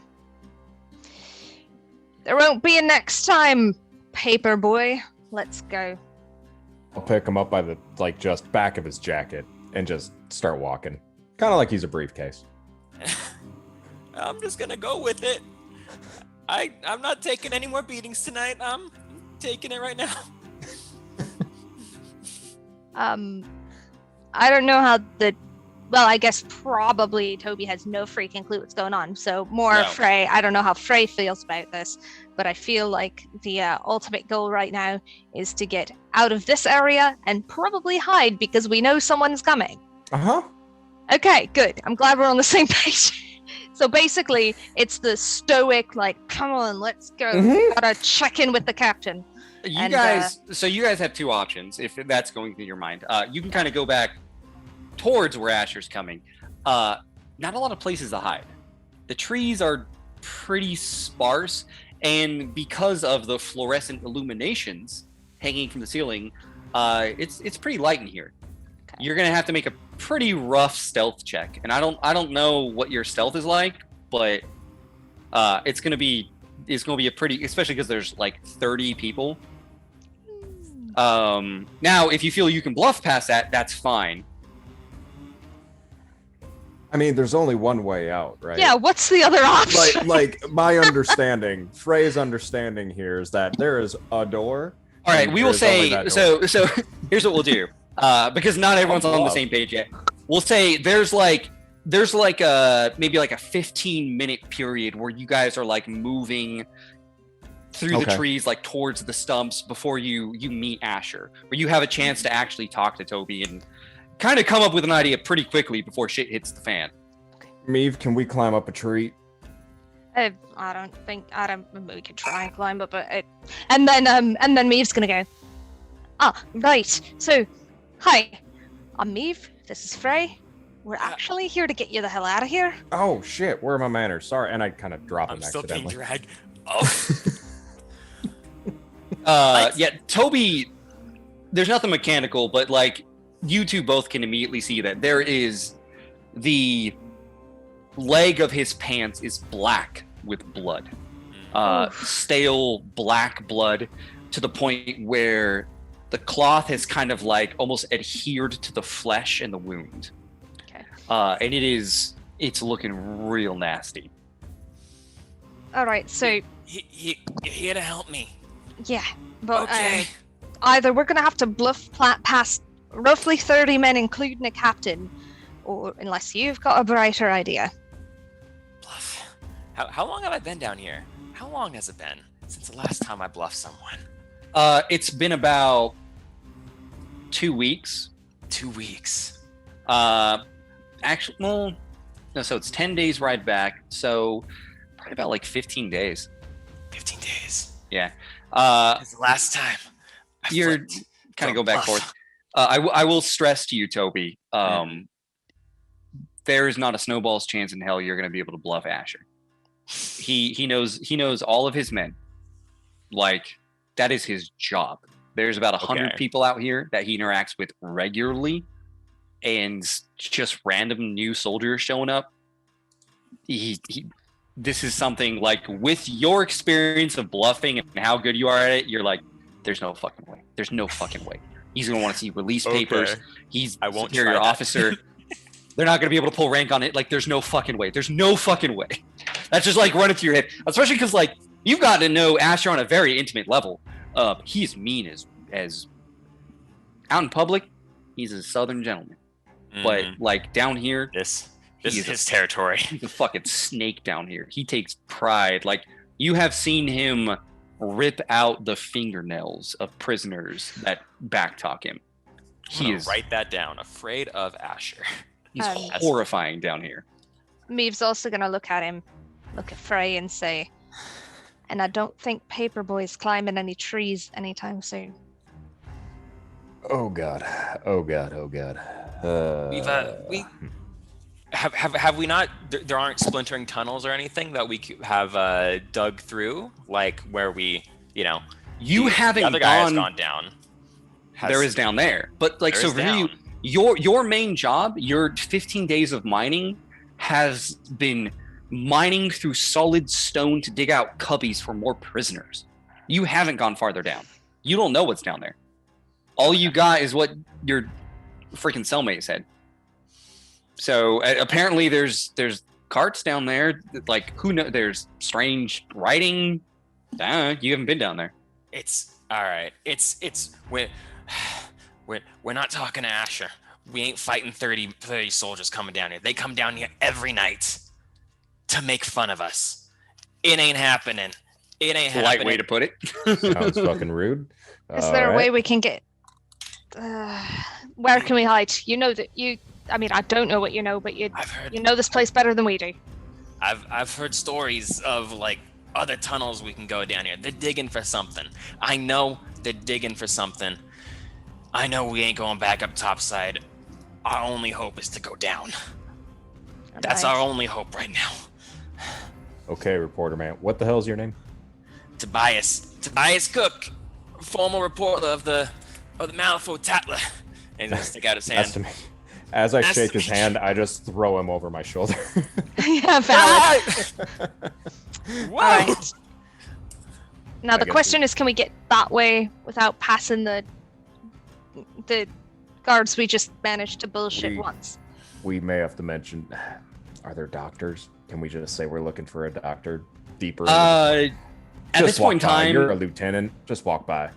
yeah, I'm gonna say at this point in time, like you guys did such a good job at the bluff check. Like they might ask a question, but you're not gonna have to make more checks. They 100% think you are commanding officer and feel that they have disrespected you. So it'd be like, oh, you're back. And you're like, yep, mind your own fucking business. And hey, that's it. Like you don't need to make more checks on that. You guys can 100% move right past them. Thank God. All right. Yeah, basically, some sort of mumble of, yeah, Paperboy's got a score to settle before we go, or whatever. You know? Yeah. By your lead, lieutenant. Yeah, take them down. Hey, the boys is farther down in the mine don't get as much fun, so there's all sorts of stuff down there, you can smash his head like a lemon. There's all sorts of fun stuff. Have fun.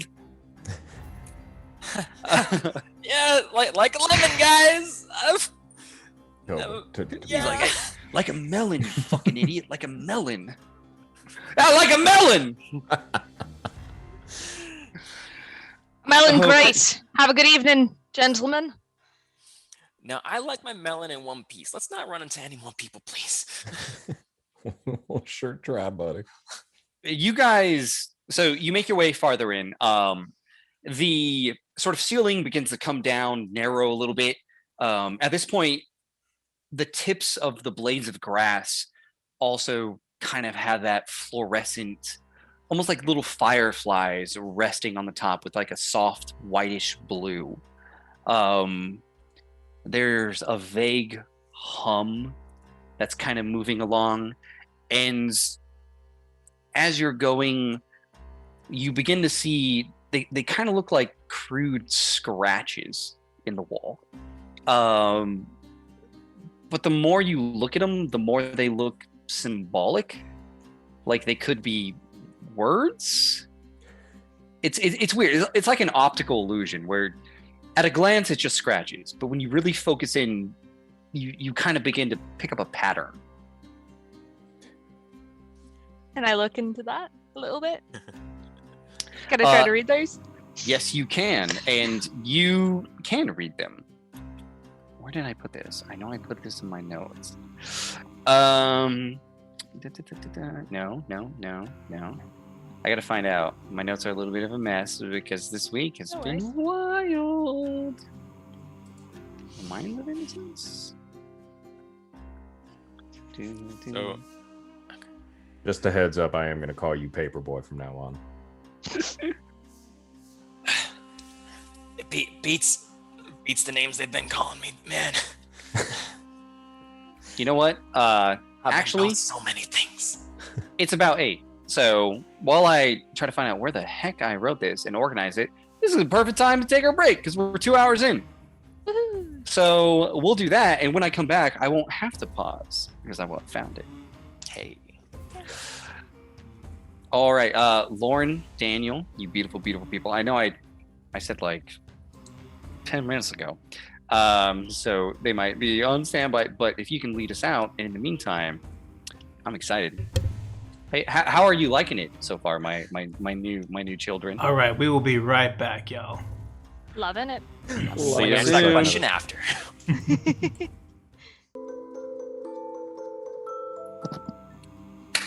All right, welcome back. We're gonna dive right into it. So, Meave, this is the first thing that really catches your attention down here. Up Okay. until now, mines, right? And you were like, oh, okay, maybe there's something interesting down there. You personally have heard rumors through the grapevine, through the circle of unique individuals that you interact with, that there might be something interesting down here. But All right. it's a coin toss. You've heard that many times, and you've just shown up to situations, places that nothing important. But these markings definitely catch your attention. All right. Good. As you read the ancient language of the Neverborn, over and over and over, scrawled on all these walls, dozens and dozens of times as you're moving along, almost like a warning, are the words, "The ages pass, and that which is forgotten should remain lost, lest truth becomes abandoned." Okay. Yeah, so Meave kind of.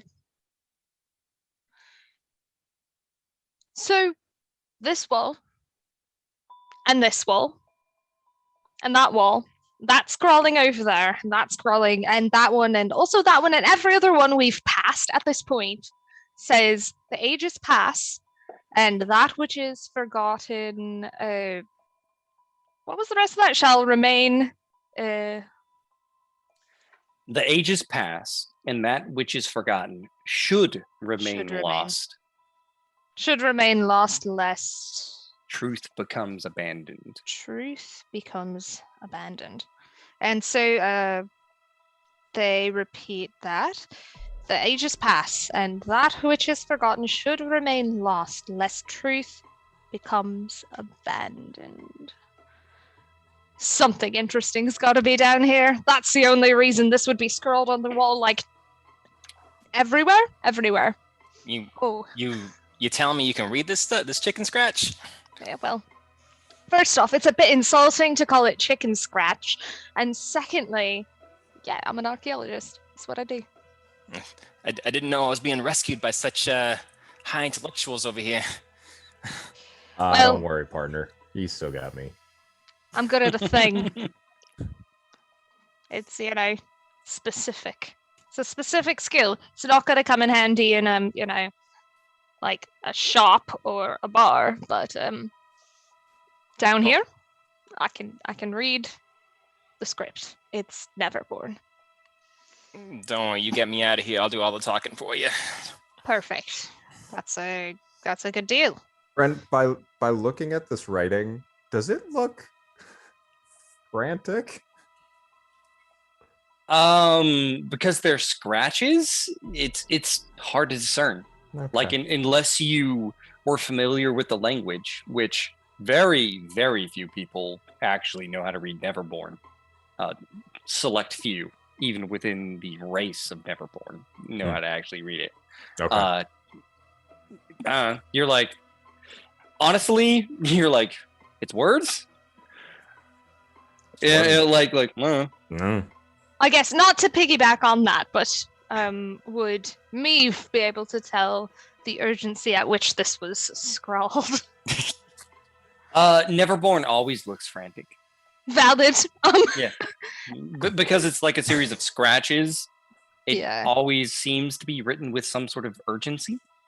That's entirely valid. All right, so Meave is just like, the only thing that I think is a bit remarkable about this, other than what was said, which is pretty remarkable to me, that means there's probably something really interesting down here that I'd like to see. But the sheer number of times this was written, I don't want to make any inferences. People love to fill in the blanks when they don't know an answer. But somebody thought it was important to write it, or multiple somebodies thought it was important to write it many, many, many, many times. And Meave will probably point out, like, see, that's where the sentence starts, that's where it ends. So you can see it's done a lot. Right. It seems pretty important to have written the same thing again and again and again. Yeah, either that or someone just went a little bit unhinged and thought that they should just write it over and over. That's also entirely possible. Gotta entertain that possibility. So two things. The Neverborn are not all there in the heads. They're not, are they? That's Have you met a lot of Neverborn then? I met 1, 2. Two. They were little doll heads. They came apart real easy. Well, that sounds vaguely terrifying, and also sounds like maybe you're making an assumption on an entire race of people based on 2 people. I mean, I'm just saying the ones I met weren't too friendly. I hate to meet the rest of them if they're all like that. That's valid. If they are all like that, I can see why you wouldn't want to meet them. Yeah. So then, there's something in here buried, maybe, or hidden, or lost, or forgotten, or maybe this is just a warning. I'm interested to see what it is. Let's go. You continue to make your way down the tunnel. Meave, you notice that the earth, when you first entered, was pretty fresh. Okay. Looks like it was undisturbed. There were decent-sized rocks and pebbles, like a wall had been pushed through. And then that quickly fades, and the earth becomes old, undisturbed, filled with those long stalks of grass. And as you are moving along, all of you hear the loud snap of 2 gunshots behind you from the tunnel you came down. I don't love that. Let's keep going, please. Yeah, let's go. Sounds good.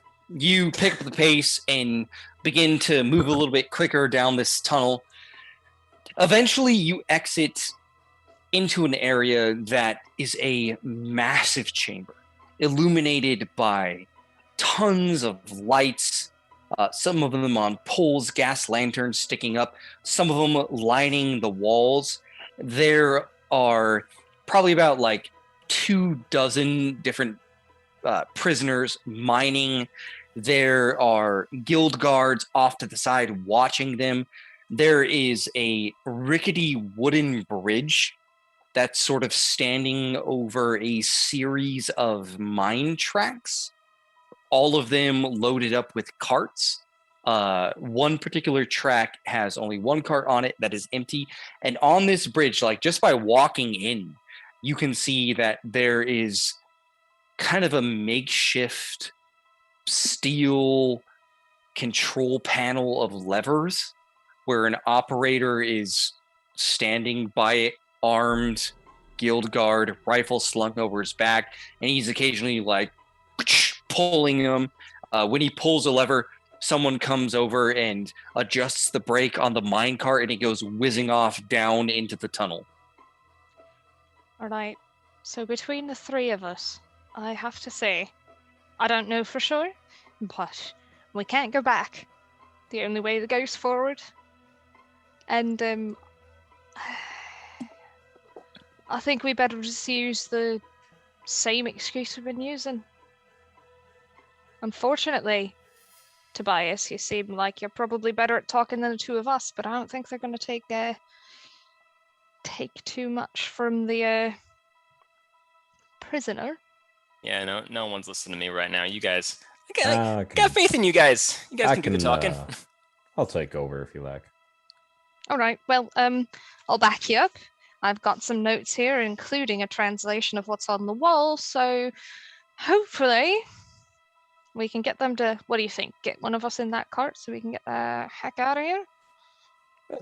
Sounds about right. Can looking at the cart, Brent, can we all fit in one? So each cart looks like it can hold about 4 people, and I will need a target number 7 engineering check or a target number 11 notice check. Player's choice from everyone. For everyone? What were the numbers again? 7 for engineering, 11 for notice. And artifacting won't work at all. No. Okay. Let me get that notice. I'm going to try a notice as well. I will as well. So I got... Where's my fucking notice?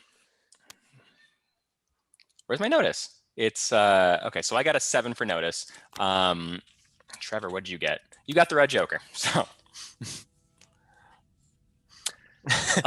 Trevor, you immediately seen to the future, know everything. What does it mean?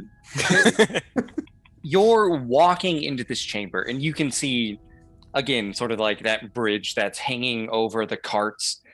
There are 2 things that start to worry you. Just by judging by how these are operating, to get a cart started, you're going to need someone to go to the cart, activate it, and give it a running start and push. But you're also going to need someone up top to activate the control panel and raise the barricade. Anytime this is done, just by watching like miners or guards doing it, it is incredibly loud, incredibly noticeable. Every time one of the levers on the control panel is pulled, there's a plume of steam that hisses out undeniably. And anytime a cart roars off, it's very loud and it's screeching. You believe if you separated, someone could potentially activate the control panel and jump off into the cart. But the second this goes south, if it goes south, people are going to be on you. This room is filled with guards. Okay. We need to convince... Wait, you would be the one to know this, so please. All right. Okay. Here's the plan. So, you 2 get in the cart. No ifs, ands, or buts about it. You're getting in the cart. If I got to talk to somebody, we talk to somebody. Now, the deal is either I need to flip a switch and jump in the cart as it's moving, or we need to convince one of these good folk here to do that for us while we sit in the cart. Either way, we get noticed the second this goes off. Well, to be frank, you're pretty good at intimidating people. So I think probably our best bet is, correct me if I'm wrong. The control panel rings and the operator kind of picks it up, does the whole, and is talking on the phone. Okay, so my first thought is you convince them that we need to go, you get in the cart with us. But if that person on the phone is someone saying that we don't belong here, then we've got to just get the out of here. Let's do it. Get in the cart. Go, go, go, go, go. Yeah, Hey, look That's alive, you blokes! Colonel Asher just executed 2 idiots who let some people that weren't allowed to be in here off. So, mind your P's and Q's. Keep at it! Hut, hut! Hangs I it up. mean this in the most polite way possible. Get the fuck in the cart right now. I'm about to go in the cart. Yep. Okay. I chuck him in the cart. I mean, Yeah, and Meave will do Have their a very choice. best to still look officious, like in charge, just in case bluffing ends up working. But they're not feeling very hopeful about it. I'm gonna need stealth checks, but a deceive check. A deceive check from Meave. Okay. Meave has kind of established herself as an officer. Someone is in chain pajamas, so they're gonna have to do stealth. All right, so my stealth is going to be, what's the target number for the stealth? Target number is 8. And stealth is based off cunning, right? I think. Stealth is indeed based off cunning. Okay. What's my target number for deceive? Because I definitely don't have. I don't think I have pluses to that because that's cunning, isn't it? Deceive is also cunning. Target number to deceive. We're gonna put you at an 8. Okay. Let's see. Whoa! Whoa! Sorry, I just flipped the whole freaking deck. There we go. Yep. So that does it, though. I'll fix that. I'm gonna cheat me with. just- Oh no, I no. can't cheat with that one. I have to cheat with this one. Now is the time I want to pick up the whole deck, please. There we go. Okay, so I'm cheating with my 6 of crows to pass my stealth check because I don't want to screw anything up anymore, and I want this to go well. It's gonna put me at 9. All right, Toby, you're trying to sneak along. Your leg is acting up, and like for a moment, a guard who is directing the different prisoners, he sort of sniffs his nose and he looks behind his shoulder, and you make eye contact for just a second until a cart just crashes and blocks off the view. Thank God. Now I'm gonna duck and make it to duck behind the cart and make it to my cart as quickly as possible. You hop in. Meave, you walk up with a purpose, being Yes. confident, holding your chin up high. A few of the soldiers look at you, and you look back at them. I don't know what your confident levels look like, but they immediately salute. Yeah, 13. Yeah, Maeve is just with their so- book and right to the. You stomp up, walk over to the cart, go to the front of it, pull the brake, and begin to start pushing it. Meanwhile, Frey, what's your stealth check, my dude? that's a good question. Stealth check is going to be. Oh, he's got a 12 of books for that stealth. So that's a 15. You manage to go unnoticed. You kind of keep your cool. You go up to the top. You get there. The guy's back is turned to you. You can see down that like Meave is starting to push the cart. You look behind you, and there is a regiment of people rapidly rushing in. Colonel Jeremiah Asher leading a bunch of people, pistol out, looking around, looks up, sees you, doesn't have the chance to say anything because you blended in too well. You have 2 action points. What do you want to do? Okay, so I flipped the switch already, like the cart's gonna go, and I have to jump in, right? Yep. You walked up, the guy didn't notice you. You reached around him, flipped the switch. He looked at you, was like, "What the fuck?" And then like you see all this and shit hits the fan. Sweet. I think the goal from here is to jump in the cart, so I'm gonna just tip my hat to them and jump in the cart. You tip he's like, "The fuck?" Right? And you just hop over the railing, timing it at the right moment. I need a target number 7 acrobatics or athletics check. You got it. And you just got the black joker, dude. Can I cheat that? I don't think No. so. No, you can't. Okay. Sounds good. All right. Well, let's start, shall we? Let's Well, start. this has been a fun adventure for Frey. Yeah. It was nice knowing you. It was fun to do the draw. Bye, I think I'm gonna Frey. die here. Yeah. You hop over the edge. You try to judge the distance, but you judge it in a sense that when you fall, you hit right in the ribs, and you feel some ribs crack. The wind is knocked off of you. You roll back onto the ground, and the cart is just rapidly starting to like gain speed. There's an incline, and it's just starting to move faster and faster. Colonel Jeremiah's like, "There's that son of a bitch. Get him!" And troops begin to sprint towards you, jumping into carts farther back down the rack. You take 2 points of damage. Okay. I have a I'm question. going to. Yep, go ahead.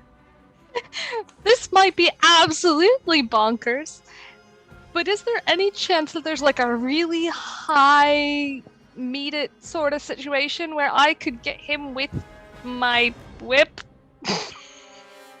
That's the only thing I can think of. With a black joker, you are too far ahead. Oh, okay, that's fair. Yep. So Frey, you land, you take 2 points of damage, just catching your breath. You look behind you, you see already like they're loading up into mine carts. I'm going to need you to make a target number 8 acrobatics or athletics check to catch up to the cart. And you got a 3 of crows. Great. Now I'm gonna cheat that. I can cheat that, right? Yes. I was going to say this is the one to cheat, my dude. All right. So you said acrobatics or athletics. I have athletics, so I would like to cheat it with a 7 of crows. You take off into a sprint. Like as you do, you can hear gunshots, just bullets flying by, nipping at your heels, dirt spitting up. You're just running. You dive over, slam into the inside of the cart, and it just picks up. Immediately, as the minecart begins to drift down towards the incline, it quickly starts to gather speed. It drifts smoothly around the corner. Then the track plummets into a steep dip. All of you, your stomachs do a flip, and for a brief moment, you experience weightlessness. It hits you, the wheels screech to life, and you're sent roaring through the tunnels at incredible speeds. Behind you, you look, you can see already on the track, there's a cart following, firing bullets, hitting the sides of walls and everything. But Christ. you made it. You're out for a moment. You have one turn to do something. Oh, also, inside the cart, there is a lantern, a metal can filled with some sort of liquid, and a 20-foot chain and a pickaxe. So these guys are roaring up behind you. Everyone has one turn to do something. What would you like to do? What do we have again? We have a pickaxe, we have a lantern, we have... You 20-foot have chain. a pickaxe, lantern, 20-foot chain, and a metal can filled with liquid. Can I identify the liquid? You kind of open it up. It's black oil. Yes, we set them on fire. Yep. Sorry. Who can throw it? You got a crazy look, and you go ahead and throw it. So everyone has 2 action points. You tell me what you want to do. By the way, any range attacks have hard cover because you guys, them and you, are in a minecart that is racing through the tracks. I have to see what is what is throwing? Range weapon. Thrown weapons. Grace. It's Grace. Who has the highest Grace? Not Probably this not guy. me. Not me. I have a -2. I'm a -1, so I'm slightly better than you. Not a graceful bunch. I'm gonna try to throw it. I got a +2 to grace. Do it. What are you throwing? The chain? I'm gonna throw the oil. The canister of oil. I'm gonna try to throw it at him. Without a way to light it, it's not going to do much. Is the torch lit? That's in What there? torch? You said there was a torch? The lantern. The lantern. Lantern? The lantern's lit? No, it's a unlit lantern. Son of a bee. How do you light a lantern? Do you need a match? I mean, you can. All right. So if you want to try to throw the oil into the cart, target number 11. It's rough. Like you guys are essentially on a roller coaster right now. That's just whizzing through. It's going to be real hard. What if instead we threw the oil down on the track and lit it? I mean, we're going really fast though. That's the thing I'm concerned about. Is it twisty The and track turny? is mostly metal. Here's the deal. We're in a minecart. Do your thing. Let's get it done. Well, if it's twisty and turny, maybe we can time it right to where we'll dump it on the cart or on the tracks and they'll slide off. Why don't we just drop the 20-foot chain on the track so that the thing Mhm. behind us derails? Mm-hmm. There we go. We are That's the whizzing. We are whizzing along a mine track. So no more plans. There should not be plans. It's what are you gonna do? All right, so That's the best option. Drop the chain on the thing and it'll get tangled in the wheels. Well, we gotta roll for that. is that Grace? Because it should definitely That be will Tobias. be acrobatics or athletics. A target number 9. Okay. That's what Frey, you might. got this. One of those is might. Sure, Okay. I got it. Yeah, I think Meeve's gonna be like, Frey, Throw the On chain. throw the chain. You got three of books. I got a 3 bucks. Yeah. What's my target? 9. Oh boy. I'm gonna cheat that with an 11. You take this heavy, thick chain up, just lift it up, throw it behind you as you're racing down these tracks. Zach, flip me a card. If it is above a 5, you guys are good. All right, it's an 11. Immediately, this cart hits the chain. There's a moment of sparks just flaring up. It slows for a moment until it flips tea kettle over ass. Slams, falls off to the side. The chain goes whipping out to the side. They crash. There's the sound of like screams and breaking bones. You guys breathe a sigh of relief, and in the distance, you can see another cart farther away coming at you. He's gonna hit the one that went over. Chain got knocked off during the crash. This one's just zooming towards you, Okay. trying to gain speed. Let me throw it. Does the pickaxe count as a thrown weapon? Because it's Is that a heavy weapon? Like in this case and scenario, the chain, easy. Pickaxe, it's gonna fly right out. It's not heavy enough. Like that chain was thick, man. Probably about like 100 pounds. Just threw it down. Like we're talking about something to pull a tractor. Pickaxe, just pickaxe. It's gonna slam right past it. Let's just let the son bitches catch up if they're gonna catch up. yeah, but they got guns. We don't. Do you got guns? Who's got guns? That's a valid point. Do you guys not have guns? You came down here unarmed? Are you kidding me? Oh, I'm not unarmed. I've got a whip. Yeah, I'm unarmed. I came unarmed. Yeah, for sure. It was a stealth mission, man. Did they not take the gun? Okay, so the two of these guys who they took the clothes have to have had a weapon. Right? Can we say they took a I weapon? didn't check. They took the clothes off. I was happy with that. Someone's got a shotgun, right? Yeah, Okay. totally got a shotgun, man. Forgot it. Right. Yeah. Does anyone else want to do anything with their action? I would me- like the pickaxe for myself, if possible. All right, you take it, sling it over his shoulder. Get ready, I assume. I'm gonna begin casting a spell. Can I fill the lantern with oil and throw the lantern? I'm gonna say at this point in time, these guys are like they're probably about 20 yards away.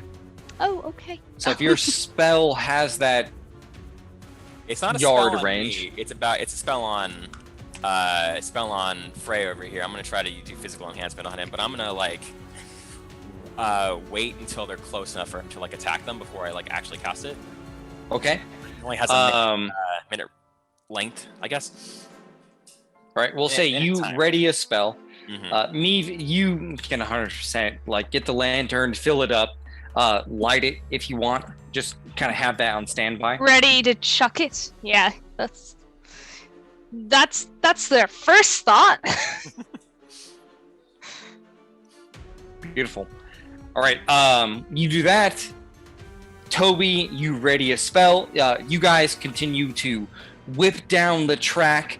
The steel wheels roar against the track as it shifts into a series of small hills.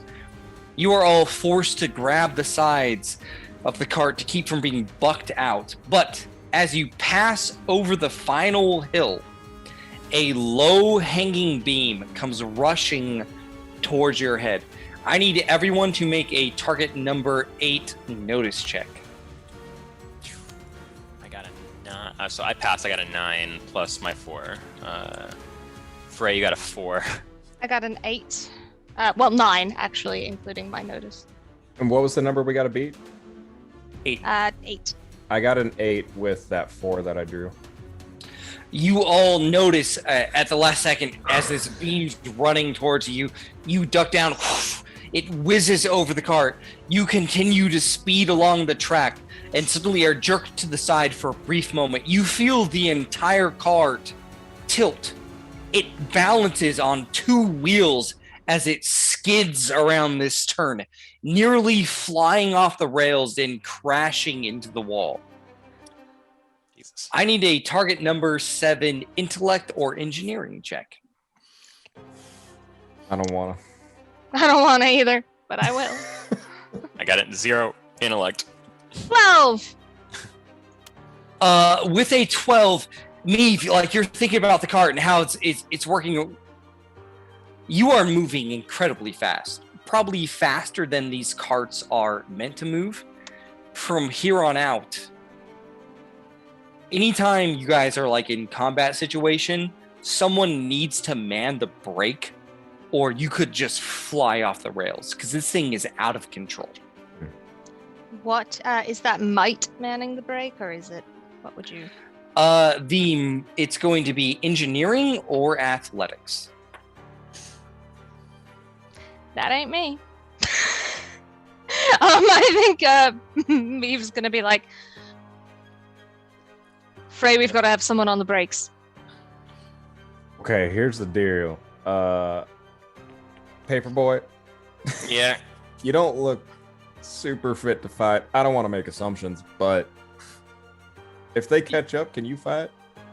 If one of you had a gun, I could totally shoot, but this is not ideal right now. And artifacting won't work on this break at all, right? It has to No. be. I mean, I could do the break, but if we got to fight, okay, whatever. I get on the break for now. I'll Ready to jump off the break. if need yeah, be. I guess. They're not caught Alright. up yet, so why worry about it, right? Yeah, Nope. we'll cross the bridge when we get to it, as Yep. long as we don't die. Yep. When you guys zip around that corner, there is a moment of long stretch. They are going to take their turn to attack you because they have not yet.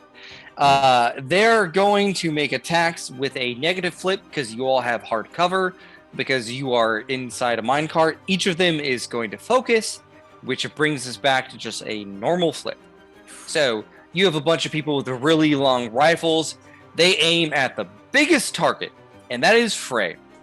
So I need 4 checks with a their attack is a 12. So I need 4 checks for Frey's defense to beat a 12. The first one, he rolled a 12. Second one, he rolled a 1. Third one, he rolled a 4. And the fourth one rolled a 3. My gosh. Okay. All right.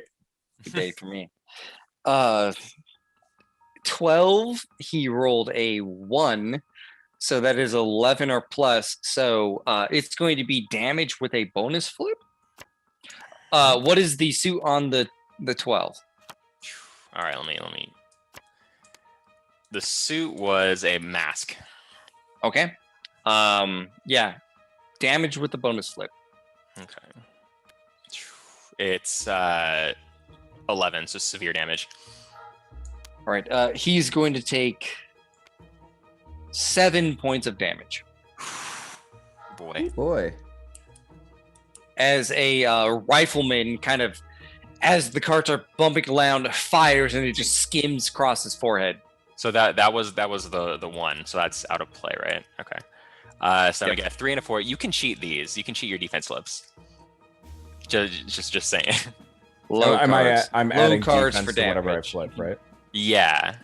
Yeah. So you add your defense, which I think is 2. Okay. Yeah. But you can cheat these cards. So if you can cheat these cards, that was a good time to do it. Low cards are good to cheat for damage. So You if can cheat damage.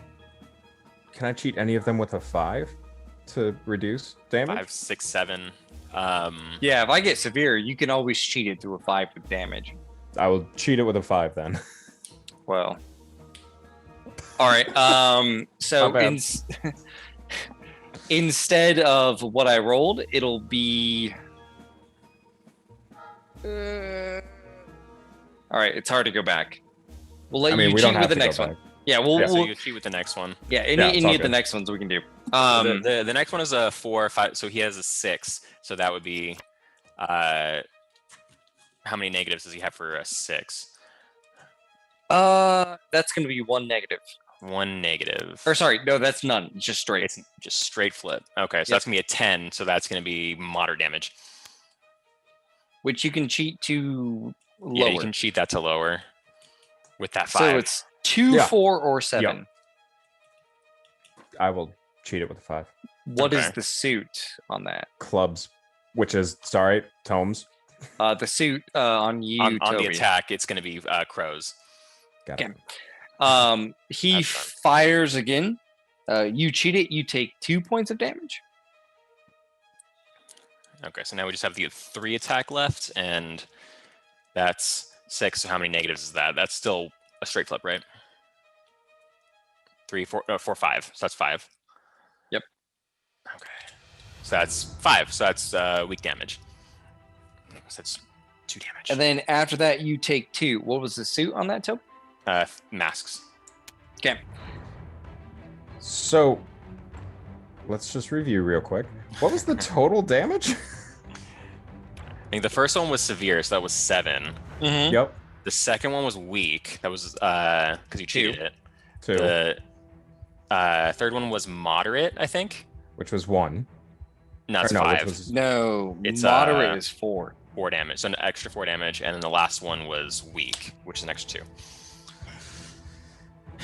Yeah, I'm pretty sure I'm down. Or dead. How No, many, no, what, no, what's no, what's you're you? What number are you at for wounds? Because you started at like a lot. I start at 12 wounds. Mhm. And did you tell me that I took 2 damage on the failed jump, Brent? He took, I think, 1. Okay. So then I'd be at 11 before all of the attacks happen. Yeah. So you were at 11. How much did you take with the jump and everything else? So if you gave me, I started at 12. After the jump, you pinged me for a damage, so I was at 11. And then when I just got shot a bunch, which makes sense, it seems like I took more damage than I have. You have You can go armor? down to. Do you Did have we armor? factor that in? I have an armor rating of 2. Oh, well But- then you.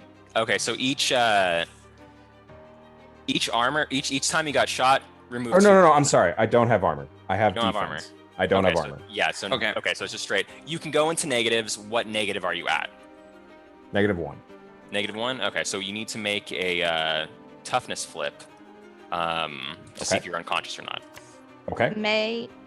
I know we're in a fast-moving cart, so I understand this may not be possible, but seeing as I have the skill doctor, can I use that on Frey during my turn? Yes. Okay. That would But be good. so I think you're gonna fall unconscious. That was the thing. I'm whipping So out those what smelling salts. What happens if I pass the toughness flip? If you pass the toughest flip, you don't go unconscious, but you're at you rolled a 1, so you're don't pass that unconscious flip because it's plus your toughness. Unless you can cheat this one too, which I don't know how many cards you have left in your hand. I do have 1 card left in my hand, and I have Okay, so I'm adding 5 to whatever we flip. So what do I need to hit for a toughness? 11, I think, because you have -1 wound. So then if I were to cheat that with a 9 plus 5, Oh, then you would. I'm good. Yeah, right? you're good. You're good. And I'm standing. Yeah. So if you get shot again, you're Yikers. screwed though. As the car is whizzing along, you manage to stand up, taking several bullets. It's hard to duck down as all these guns are firing, and you're just so large, and they just like kind of dig into your back. One of them beams you in the side of the head. During this time, as this is going along, Maeve, you are going to make a medical check. I am indeed. Yeah. Maeve sees Frey absolutely take it, and is like, and just pulls out immediately smelling salts to try and get him back conscious, and just try and address whatever they can as quickly as possible, given. So I'm gonna flip. Oof, That's you not kindly. helpful. I am going to cheat. Well, what do I need to meet? Because I'd like to cheat that, but He's conscious. He's conscious. He passed it. okay, that's good. So And with smelling a 5 heals him for 1, and then every 5 after that heals him for a additional point of damage. Okay, so I'm gonna cheat that with my 8 because my doctor is +2. 8 of Ram's doctor +2, so that's 10. So that would heal you for 2.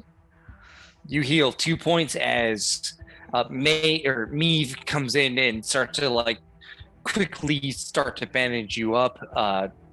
Man, you took a barrage of bullets. Yeah. Thank you kindly. But Yeah. things are Meave is still whizzing along. Basically, just trying to stem the flow of blood is probably as much as Beef can do at this point. But there you go, 2 points. Much appreciated. Gotta Good keep done. you alive. It's better than nothing. Is it back? It's back to us now. So Tobias is gonna finish casting a spell and put it on Frey. So I think you're gonna get another wound out of that, or another health point out of that.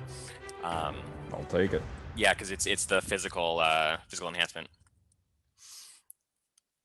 I think I'm gonna Make that check. yeah, to cast the spell. You're right. Fuck. It's not gonna work, but it's during dramatic time, so I get to draw a card from it. So that failed. And then that was okay. So I still have 1 action point remaining. How close are the other guys? About 30 feet away. 30 feet away. Okay. 5 yards. 5 yards. That's a number I can work with. 6 yards. Six. That's a number I can't work with. So I'm going to begin trying the spell again, because that's all I can really do at this point. Yeah, begin casting a spell again. does the same physical enhancement thing, and I'll be done. So the rest of the party, you see Tobias is kind of casting a spell in these Dancing. prison clothes. And as he does, on his shoulder, like a parrot, the fluorescent lights begin to coalesce. As they do, they crash into each other.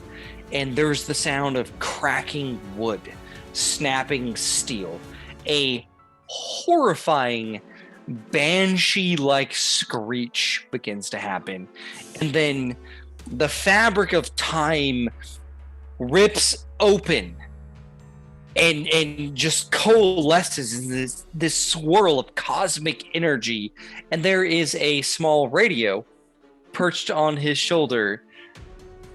And it looks at you guys and in an incredibly loud voice, in a tune that you're not used to, it says, "Do you love me? Do you really love me? Do you love me?"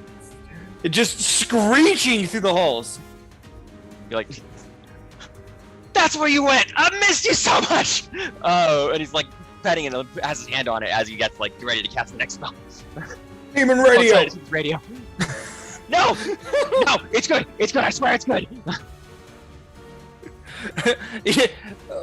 Frickin' Frey's about to punch it. You're like, oh no, I swear. The minecart continues to just zip along. The narrow hall opens up into a wide cavern. You are just accosted by workers that are diving out of the way of the tracks. As you are zipping along, gunshots firing behind you, your ally bleeding profusely. You continue to zip along. Up ahead, you can see there are a series of low-hanging conveyor belts moving piles of stone and dirt up ahead. Farther past that, another tunnel. Guards are immediately like shouting to each other, sort of lowering their guns, pointing, and behind you, you can see the minecart just continuing to zip along. Everyone gets one action point. What do you do? Mind you, if someone does not man, there's a chance you can tip. I'm gonna man the brake, guys. Maeve is gonna. I understand this will probably be a very difficult thing to actually achieve, but Maeve is going to try to lob the lantern at the cart behind them. I will need a target number 10 athletics check. Okay. I cannot cheat that, so I'm just gonna hope for the best. That does not do it. That's an 8. Why can't you cheat it? Well, because I don't have anything high enough to. Oh, okay. Yeah, I just literally don't have the cards that would allow me to do that. Yeah, that's all. You take this sort of flaming lantern, throw it, it goes to the air, hits the front of the cart, which is just this plume of fire, and they crash right through it as you guys rapidly move towards that like low-hanging conveyor belt. Where's the shot? Okay. Manning the brake, throwing the thing. I think I'm going to finish casting the spell again and hopefully keep my friend alive. And then, okay, flip a card. Shit. Okay, screw everything up, but it's okay. It happens to all men sometimes. It happens. Yeah, it happens. It's fine. I rolled a 13. So you're gonna get that physical enhancement bonus. And I'm going to discard a card to give you +1 to your resilience. So you're gonna get 2 more health points out of this. I love how we're like, kindly. buff Frey, just buff Frey. Yeah, he's getting shot. He needs it. And yes, all your physicals go up by 1, and resilience goes up by 2. So you're good, and I think I'm going to be done with my turn. What does resilience max out at? 5. Okay. And then, sorry, all my derived aspects or all my aspects are going up by 1? Your physical aspects go up by 1. I think your defense goes up by 1 too. Okay. I remember we talked about this, but Yep. it was a hard minute ago. Okay, cool. Can I put some of the cards? Jeez. So, Frey. Yep. Toby begins to kind of swirl his hands around as he does this strange thing that has perched on his shoulder. Begins to screech all sorts of weird music that is out of time and place and doesn't seem to work. But the sound waves begin to form into physical ripples, and he touches you. And your mind, for a brief moment, goes blank. You feel the power, the range, the conquering just inferno of a race that has lived for generations and has seen more than anyone else. Your eyes go white and you are filled with power and strength.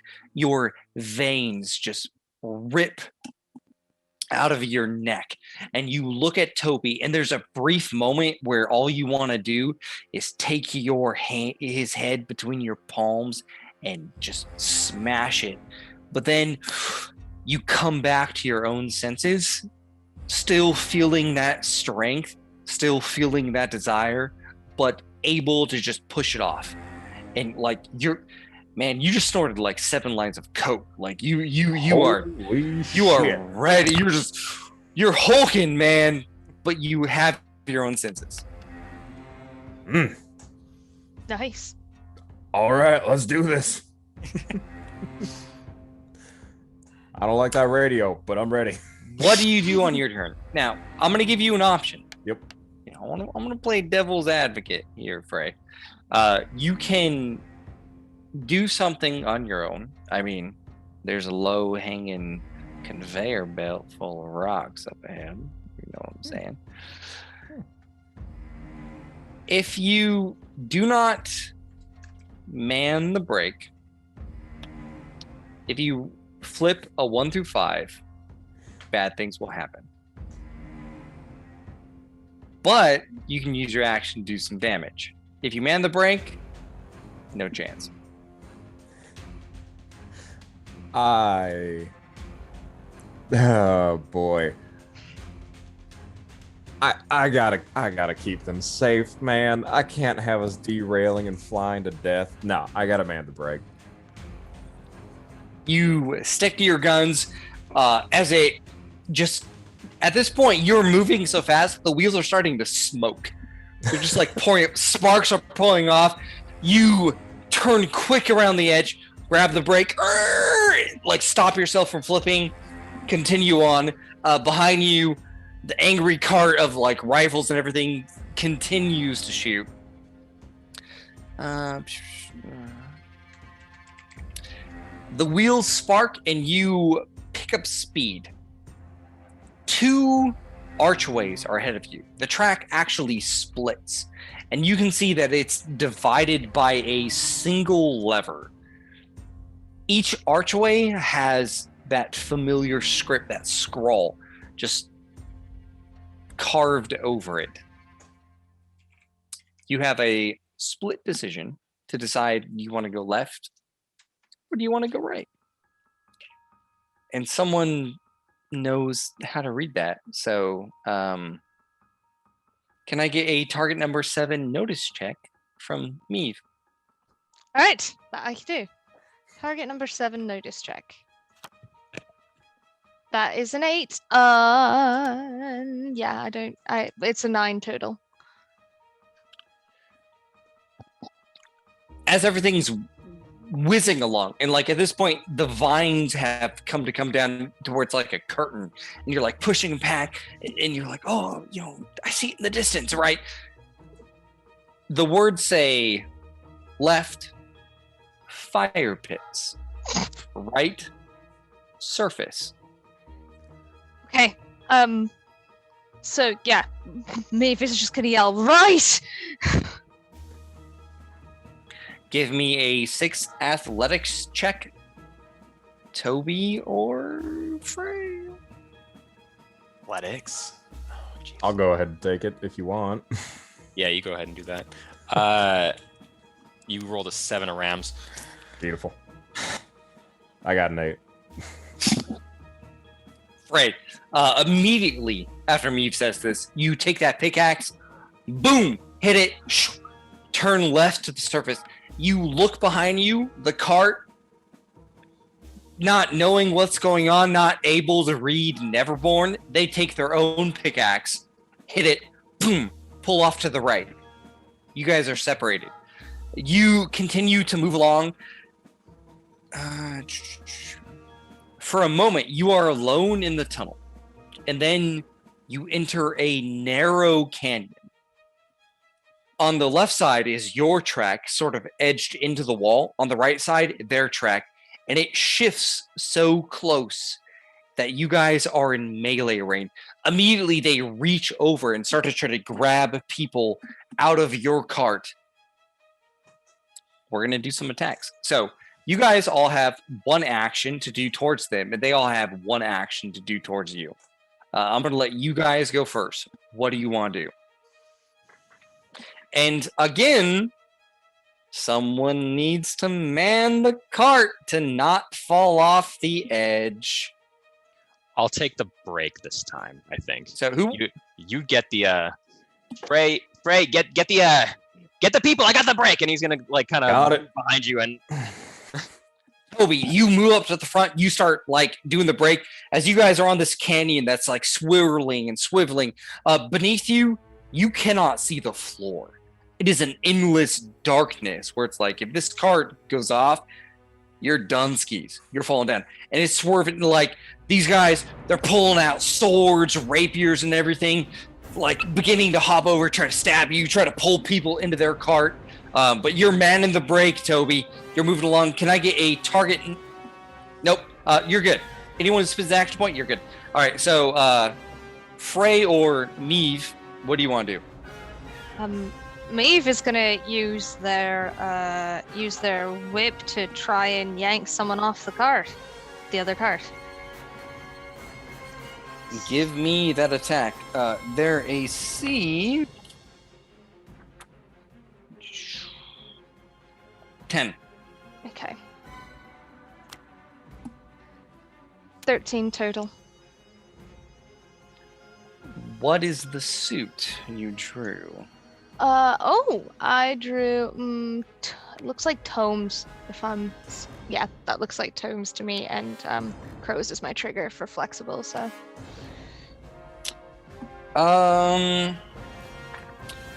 What would it be if it was grappling, being speed based? What is grappling? Speed. Oh, sorry, that you just said that. It would still be a 13 because I have a +3 speed.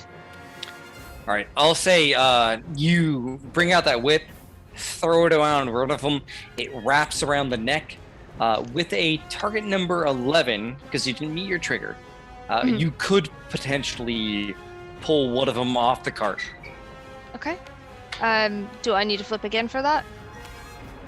This is going to be might based. Oh, okay. Might based. And you said a target 11. I'll give it a shot. I mean,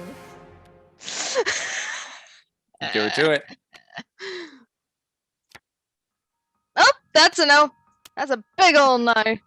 You said might based. That's a 0. You take that whip, it wraps around the neck, but no trigger or whatnot. Put your foot to the side of the cart and try to pull, like it's still wrapped around his neck, but he just does the like little swirl with the arm and starts to pull you towards him. I am at worst case scenario in this situation. I just let go of the whip. You're not gonna need to at this point. Okay, but, all right, yeah. good. I'm like, if Yeah. I have to, I will sacrifice. It was like, You're dude, fine. Script, I'll Yeah. buy it again. Frey, what are you doing, man? Like, they're getting ready. They're gonna start trying to pull people over. What do you want to do? I pull the pickaxe off my back, and I kind of heft it. Would I? Again, I'm asking again. Would this is not considered a heavy weapon? I'll say it's a heavy weapon. I appreciate you.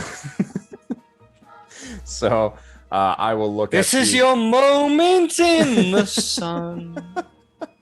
So I'll look at the nearest guy to me and just go, God, that's cute. You're trying to pull us over like this. And I'm going to swing this pickaxe right at his head. Yep, buddy. His defense is 10. Wonderful. And you just rolled an 11. And what's the suit? Crows. I don't think that's going to do it. But, nope. But, yeah, that's a 14 to hit.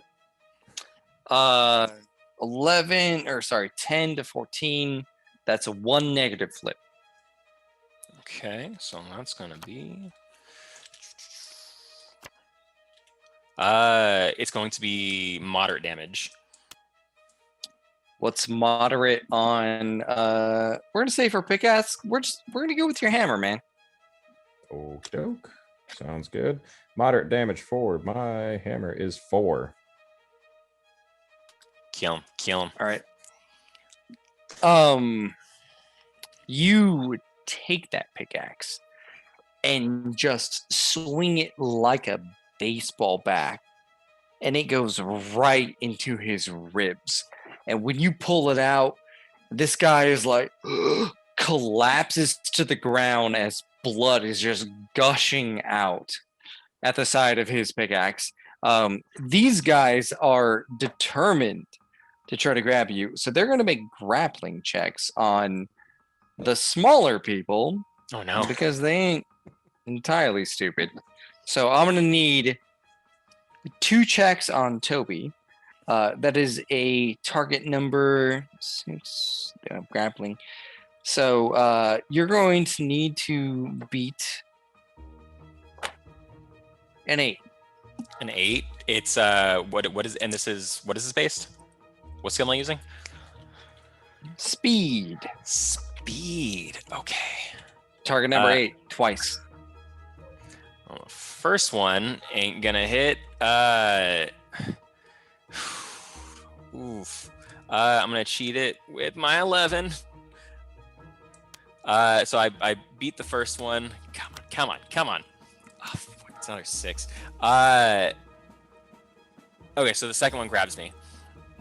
So, Frey, this definitely catches your attention, being a big, strong killing machine. You see right now, one of them sort of leans over and wraps his arm, intertwines him with Toby, pulls him. Yeah, I went I'll down, fix bud. that in a second. Pulls him closer, and at this point, like, Toby is halfway in your cart, halfway in their cart, and you look up ahead, and there is a wall, and it's gonna split. It's gonna split soon. Help me, please. Thank you, baby. And I'm gonna need 2 target number 8 speed checks or evade from Meef. Okay, gonna go with speed. You said target 8. That is Yes. 10 on that one, and 5 on the other one. So I'm gonna cheat that. You said target 8, so I'm gonna put my 6 down, which comes up to 9.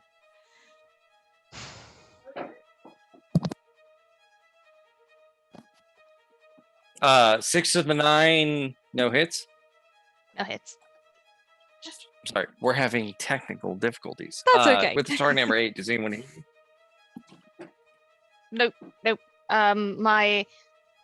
I cheated my first one was a 7, which comes up to 10, and then I pulled a 2, so I cheated it with my 6, which comes up to 9. All right. You manage to, like, they're trying to pull the whip. You pull back. You do a little twist of the wrist. It releases. You pull it back, and no one gets a hold of you. Frey, can you give me one target number 10 athletics check to see if I just fuck up Toby? If you can pull him back in time. Thank God, thank God. He rolled a 12. 12 Rams. Oh, thank God.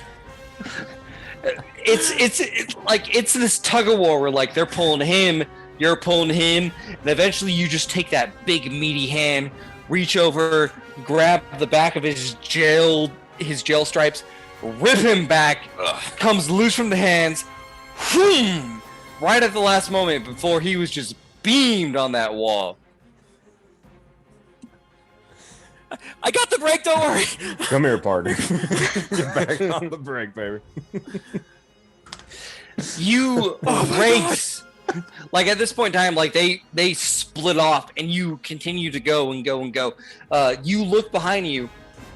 You can see in the distance, far, far away, there's another cart just coming.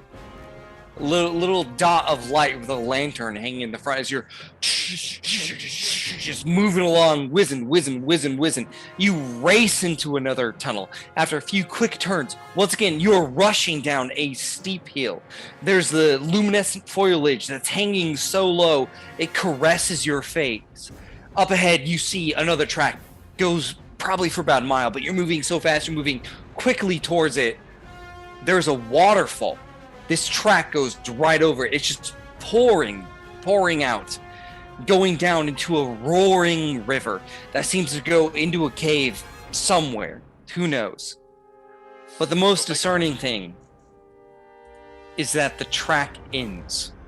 There is a simple wooden barricade placed in front of a solid stone wall.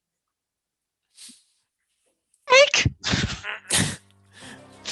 I'm trying my best. I'm pulling the brake. Let's go, little man. Get him done.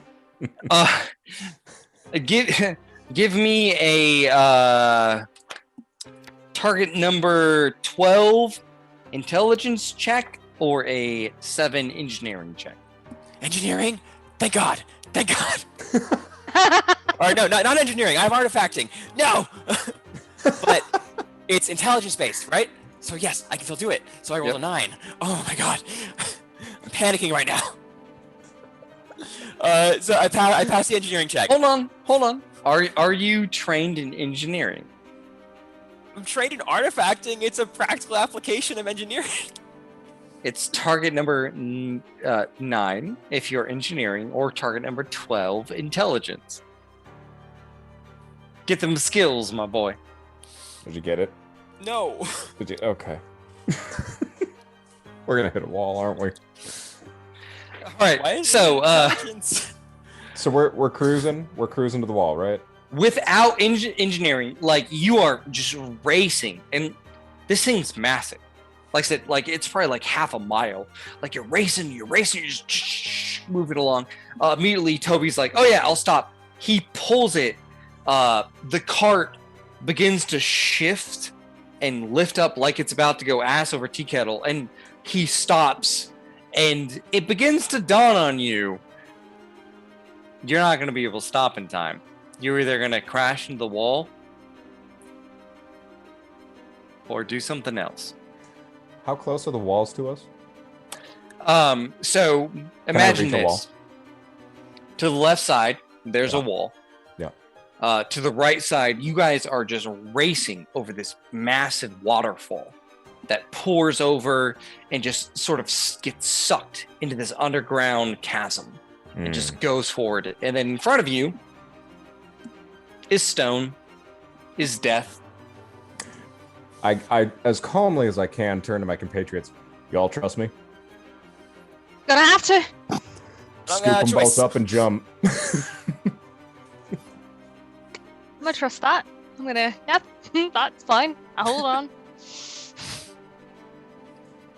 We had our Aladdin moment. That was great. You trust me? What? So everyone's gonna jump? Yeah. Mm-hmm. We're in Frey's Studley arms. Yep. I need everyone to make a target number 7 athletics check. Look I good. rolled I a can't cheat. Frey rolled a 6 of books. So I got a 7. I got a 7. 7, I think, Hey. unless I minus anything. What's athletics again? Sorry. Yeah, what is Might. athletics? Might. Might. Okay, so I have a 6 then too. I have a 6. That negative might is not good. You guys all just, it's roaring towards that wall. Behind you, as Frey says this, you look behind, already bullets are starting to just echo off, plink off the side of the train. Everyone takes a moment, gets up on the side, and one by one, boom, boom, boom, jumps. There's a moment of weightlessness as you crash into the waves that immediately, like a funnel, just suck you into it. With all your failed athletics checks, you start to just batter against the stone. You know, there's blood slowly sleeping up in the just bam, bam, bam, bam, bam, like a pinball machine hitting everything. Everyone takes 2 points of damage. Hey, I can take that now. I'm still alive. Still alive. I'm still alive. That's all that matters. Yeah, totally. Just hitting the walls, bam, bam, bam, bam. Like there's a moment where you have a chance to like swim up to the front, take a breath, and it just like sucks you down like a freaking toilet. Just moving through it, bam, bam, bam, bam, bam, bam, bam, hitting blood, hitting blood, hitting blood. It is a nightmare of 10 minutes as you are just moving along this. And eventually, between the mist of disorientation, unconsciousness, you kind of wake up. Some of you, blood pouring in the eyes. Some of you, cracked ribs. Other of you, broken, not broken, but like battered and bruised elbows. You find yourself in an area where it's like a long tunnel that goes up, and you can see the sky up above. Behind you is the waters that are not so roaring anymore, and they can continue to go, and they fork off into 2 other areas, but it's like a small cubby, like almost like a dog house, how high it is, like 2 feet high, and they just kind of trickle into that.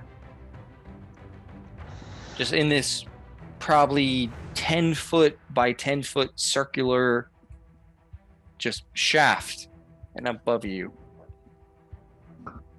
Ryan's dry heaving. He's not doing good. He's getting sick over here. It was a long day for Tobias. Yeah. Can I use my doctor skill on this beat to crap Tobias? You can use it on Toby. So again, target number 5. Everything Okay. past 5, you heal for an additional. Okay. 4 plus 2, so that's a 6. I'll take that, so you heal for 1. And Thanks. Maeve looks at the 2 of them and says, "Wanna know what the other way was?" Absolutely. Is it bad? Fire pits.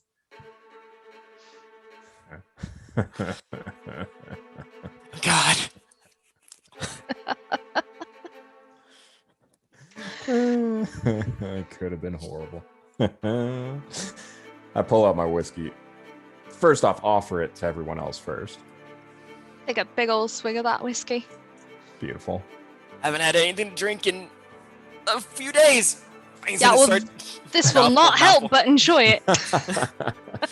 Well, that means chug it faster, brother. Get it done. Sweetest thing I've had in weeks. To be fair, I think I did say that Maeve has probably like, I think I said a water skin or canteen or something. So after the whiskey, Maeve would offer the canteen. Tobias is taking everything, Yeah. you know, Yeah. everything.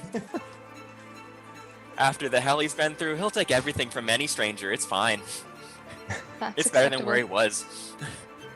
Did I take the whiskey, chug it, and I sit there and ponder for a second.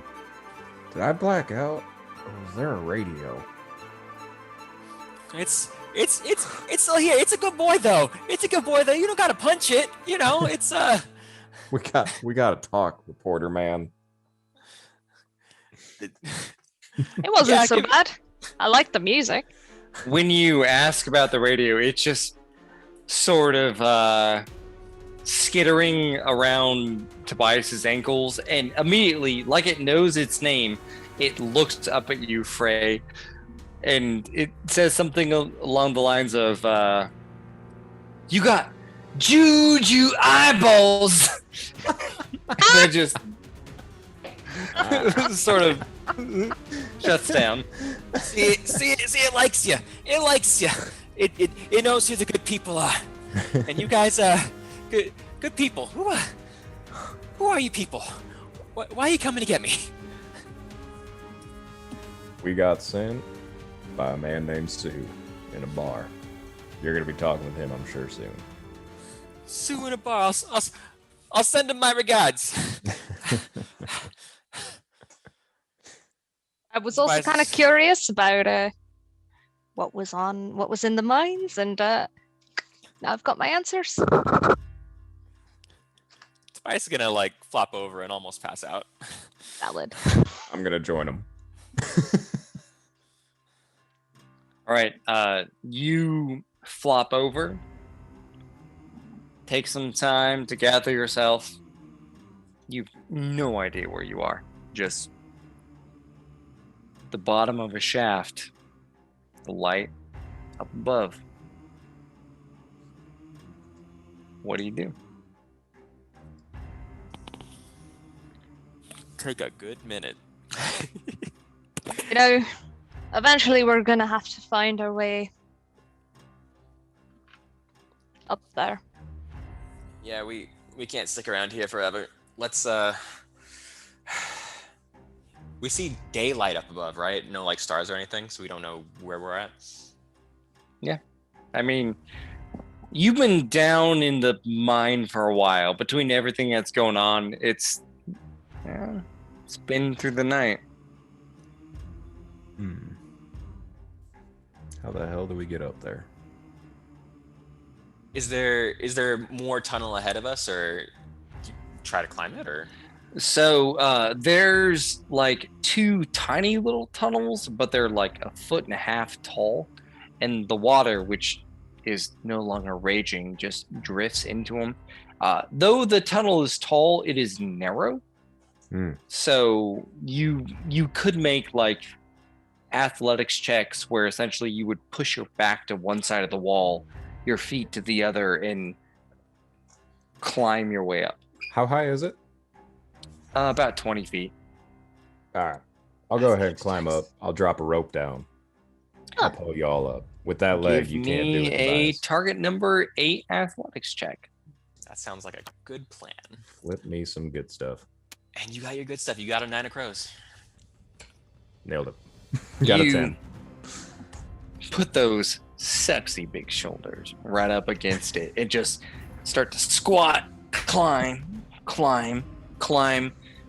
You have no idea where you're going. You get to the top, pull yourself out. You're in Innocence. What? The middle of Innocence is focused. It survives by the well. You are at the bottom of the well, which you have seen many times before. It's always been something that kind of stands out, doesn't seem to belong with the architecture. It was this stone well with this arch with strange scratches over it that you always assumed just happened from age. And perched on that arch are 2 cherubs with no heads.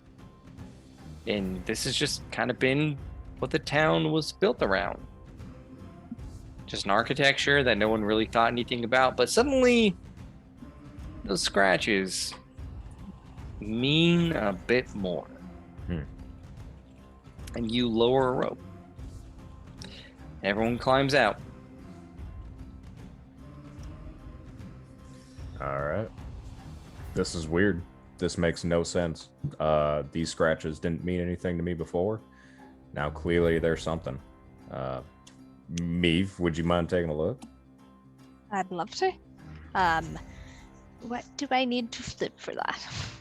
You read Neverborn. Oh, that's so- right. So I'm not like, Yep. whizzing past on a cart this time. All right. What do I read? On this arch with these 2 sort of headless cherubs facing outwards, each with a dry bucket in their hand, the arch says, "Forget us. Forget what you have seen, lest you release evil onto the world." Oh. Oh, yeah. So Maeve says, it literally does the read. Forget us. Forget what you've seen, lest you release evil onto the world. Doesn't sound good. There's something else going on down there that we did not get a chance to figure out. It looks like this place ain't so innocent, huh? Interesting that they named it Innocence, isn't it? I like that. Well, I know a good place where we can debate about whether we want to forget or not. And I start walking to the tavern. That Tobias is gonna look around. Are there any guards here? There's a guild here? Is there any hint of red? Where are we? I don't like this place. Well, as you get up, this place has maybe 20 buildings. This well is right in front of like a tall, big mansion with a clock face on the arch. It is dusty, it is run down. 3 of those buildings have collapsed, show bits of burning. When you climb up, the entire time you notice there's a man on the porch in a rocking chair just watching you. And this might seem suspicious and you might be worried about that, but he just says, "Dumbass." And just goes back to rocking and starts to play a harmonica. He hasn't Doesn't care. been through what we've been through. He doesn't know. He doesn't know the struggle. And I'm gonna follow Frey into the tavern. I need to comment of surreal. Just saloon. That's all it says. Just painted on the side or on the sign. Perfect. Joe, we need a few bottles over here. You guys walk into the tavern, order a few bottles. Meave, especially for you, among or above everyone else, the words of the minds in the well start to settle into you and what you know about the Neverborn. And you guys try to drink away your sorrows. For some of you, it's easier. For Toby, not so much. You remember the nightmares. Captain Asher telling you, this is to help you. This is to help you be a better guild member. Don't worry. I'll teach you. Yeah, Tobias is gonna take another drink after that. That ringing through his head. And we end it there.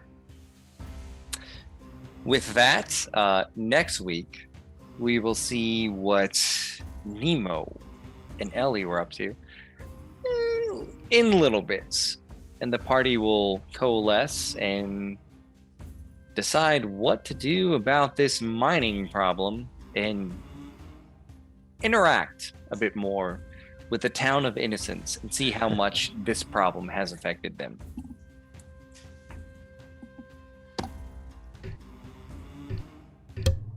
Alrighty, sounds like a fun old time. So we're gonna go ahead and end it all there. Before we go, we want to make sure we shout out all of our individuals who have joined the Ink and Lyre group tonight. So we want to thank Fitton 256 with the follow, Poisonous with the follow, Voidbound with some bits all over, Keith Davis with the follow, a bunch of gifted subs from Poet Day Tristes, and just another guy named Harry with the follow as well.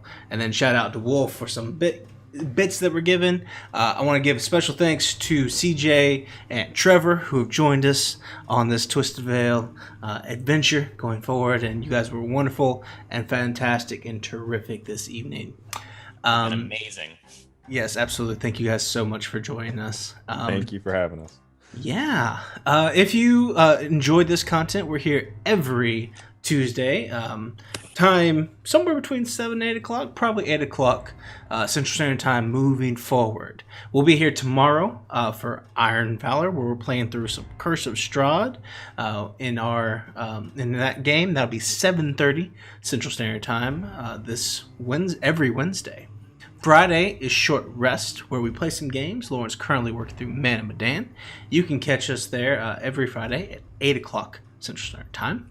And then Mondays at 7:30, we play through Fate's End, where I, like Toby, just might be going to prison for a little bit. So check out that show, which is our traditional 5e Dungeons & Dragons campaign.